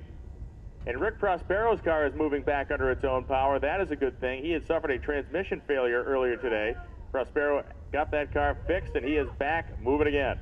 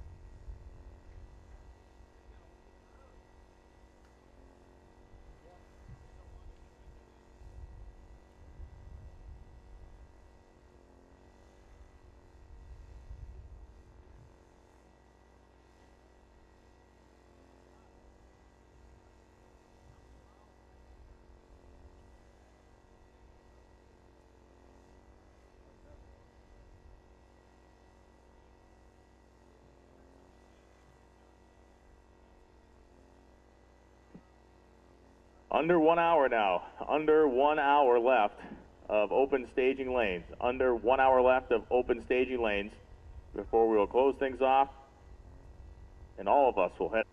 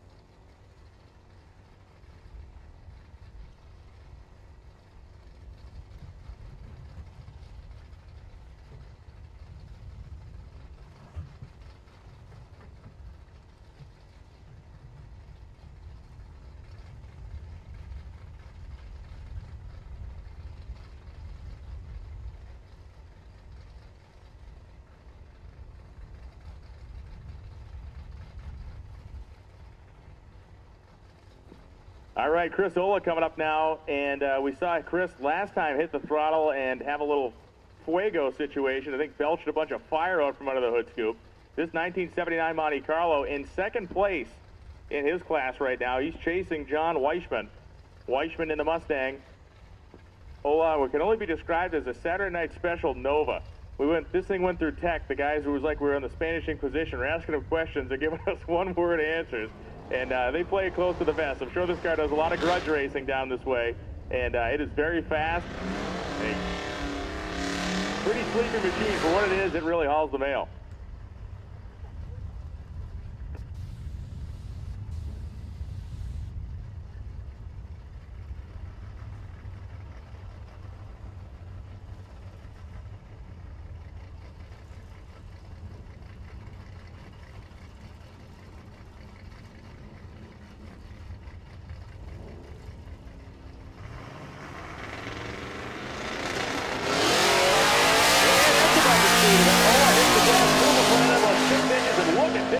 Go 123 miles an hour. Chris Ola through the traps, 9:02 at 154 miles an hour.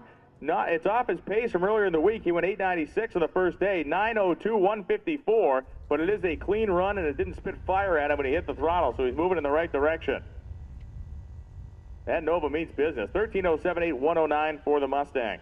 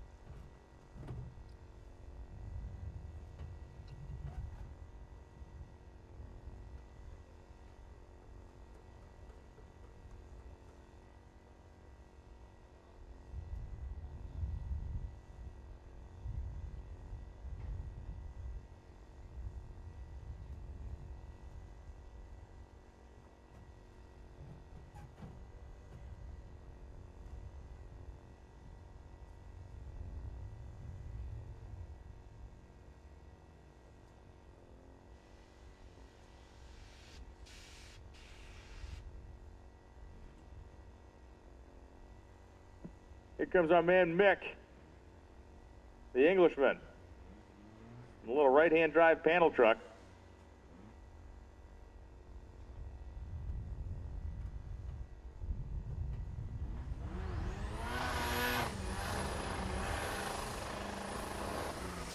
Nice smoky burn out there. He runs, that's actually a little Hoosier dirt track tire he runs on the back of that thing. It's a 1970 Bedford panel truck deal. Bone stock, and had like a 1200 cc engine in it. It would go like 70 miles an hour off the side of a bridge. You know, that was as fast as it was gonna go. Runs low 12s now, and after the first day, had a few issues the first day. He can get his EFI situation sorted out. It runs good now. 2-liter 4-cylinder with a turbocharger on it.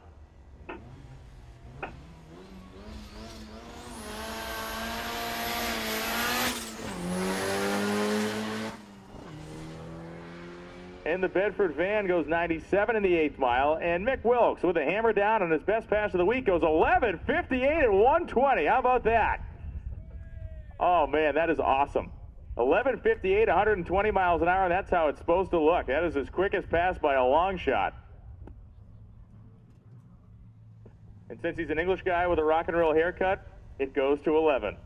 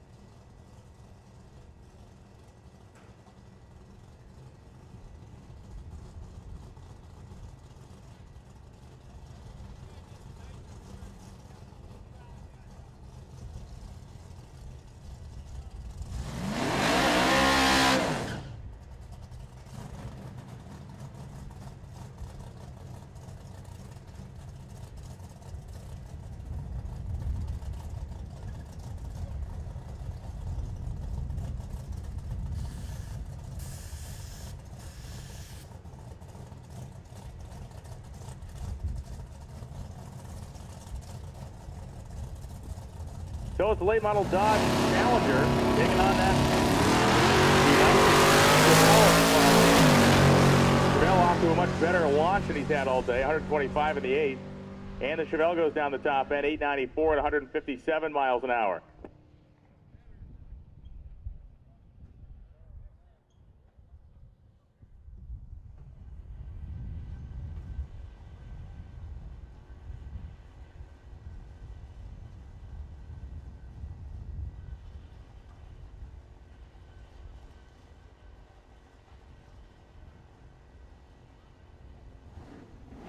And here comes Larry Larson. Larson literally running out of time to get this car down the racetrack today.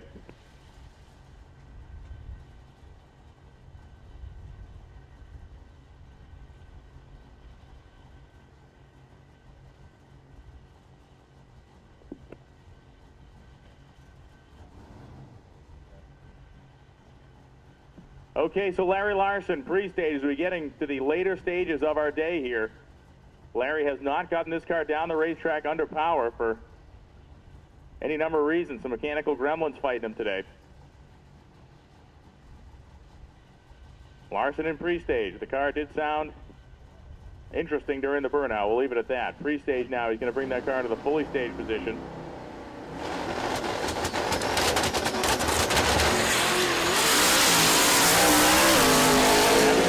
Larson through the 8th mile to 159. Hang on to it, Larry. To the top end goes 730 at 207 miles an hour. The mile an hour is there. The ET not. 730 with a 5 at 207 miles an hour for Larry Larson. But they did get the car down the racetrack. They have 40 minutes to get it back into staging lanes if they so choose.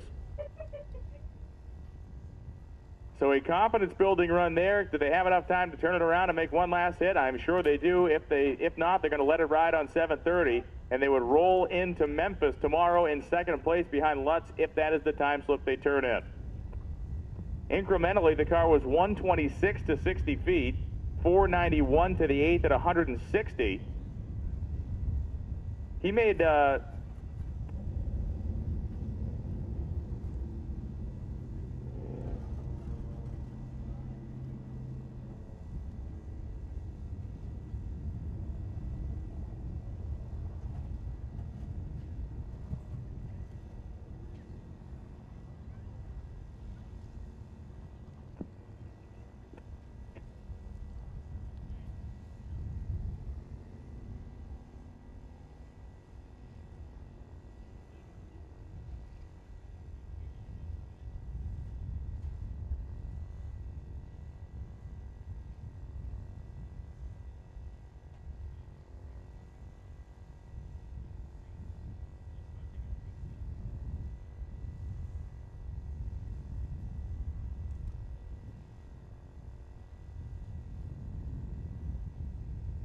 Rick Prospero and Tim Reed back in the lanes. Prospero had a torque converter problem this morning. The car launched, and that may be explaining the thing's tendency to wheel stand the last day or two as well. So Prospero back in the lanes, and he'll be making a lap, and Tim Reed in the Pinto behind him to make another hit as well. Reed went 799 with a 6 yesterday. He's trying to get that car back down into the 7-second range.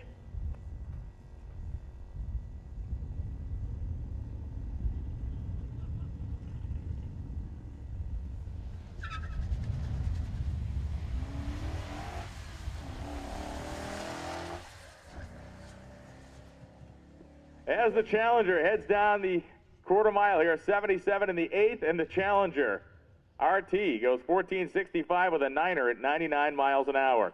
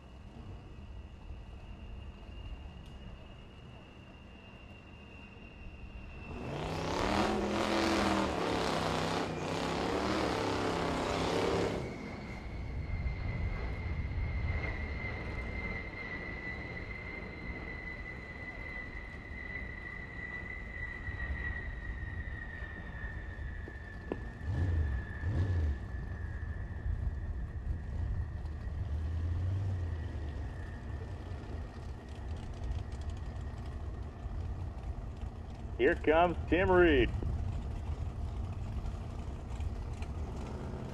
Pinto time went 8:30 last time down the strip. See if they get more aggressive with it here.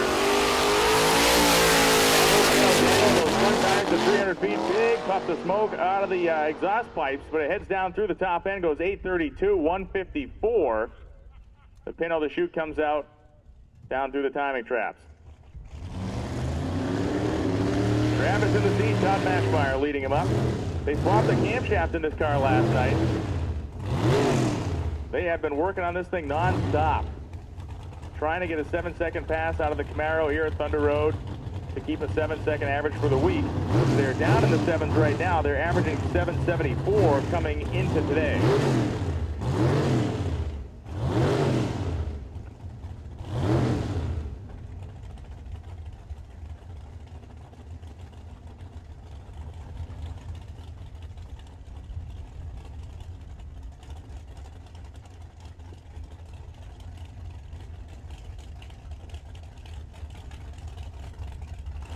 Travis puts the car in the fully staged position. The tree comes down.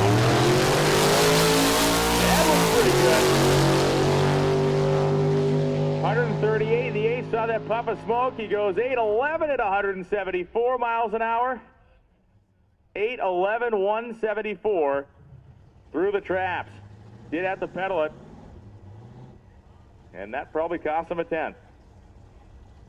Rick Prospero coming up now. The torque converter situation fixed.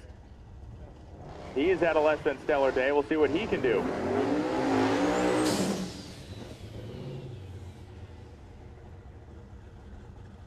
Prospero is in the lead of the Super Street Power Adder category. We saw Tim Reed, his closest competition.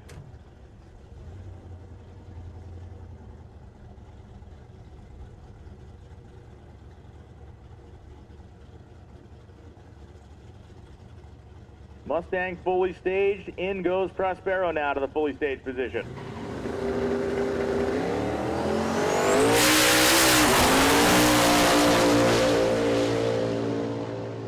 Pedaled the car a couple of times in the front half of the racetrack. Goes 866 at 169 miles an hour.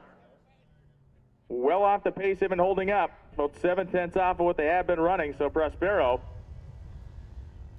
it is 1:29, so 30 minutes. We have 30 minutes until staging lanes will close. 30 minutes until staging lanes will be closed.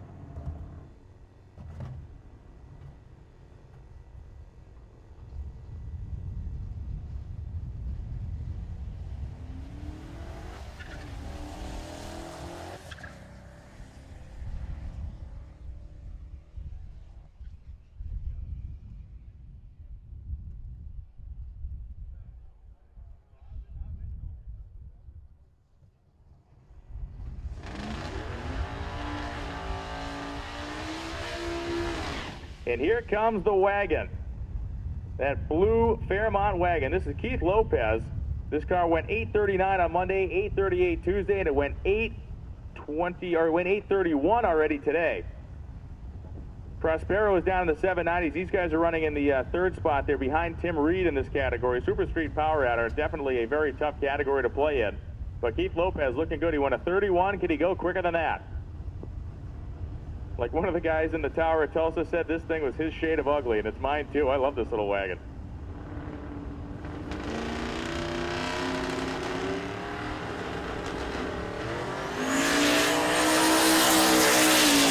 Nice launch. The car, no tire spin, pick the front up, set it down, and he goes through the traps. 822 with a 4 at 170 miles an hour in the Fairmont wagon. That is a 170 mile an hour rated roof rack on top of that thing now. 170.34 miles an hour, 822 with a 4, a great lap for the blue Fairmont wagon.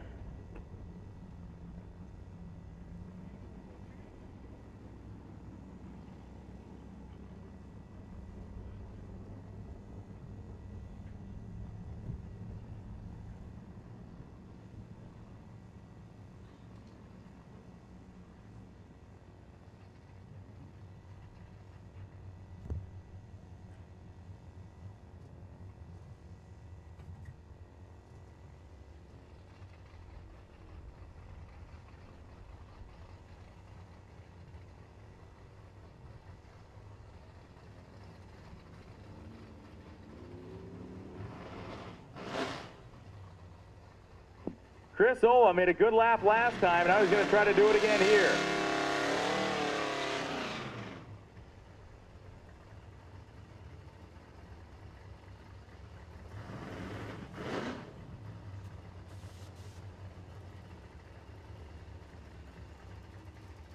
.902 last time down the racetrack for Chris Ola. The 1979 Monte Carlo.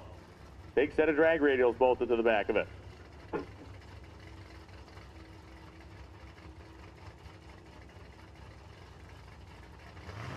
Ola fully staged, the tree comes down.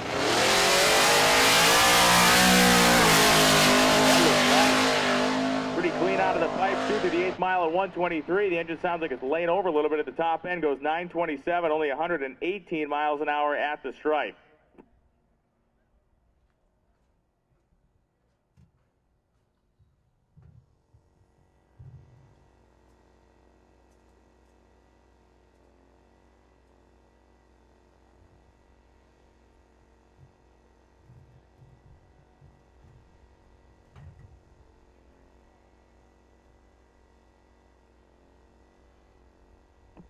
"20 minutes. This is your 20-minute warning. We'll be closing the staging lanes in 20 minutes.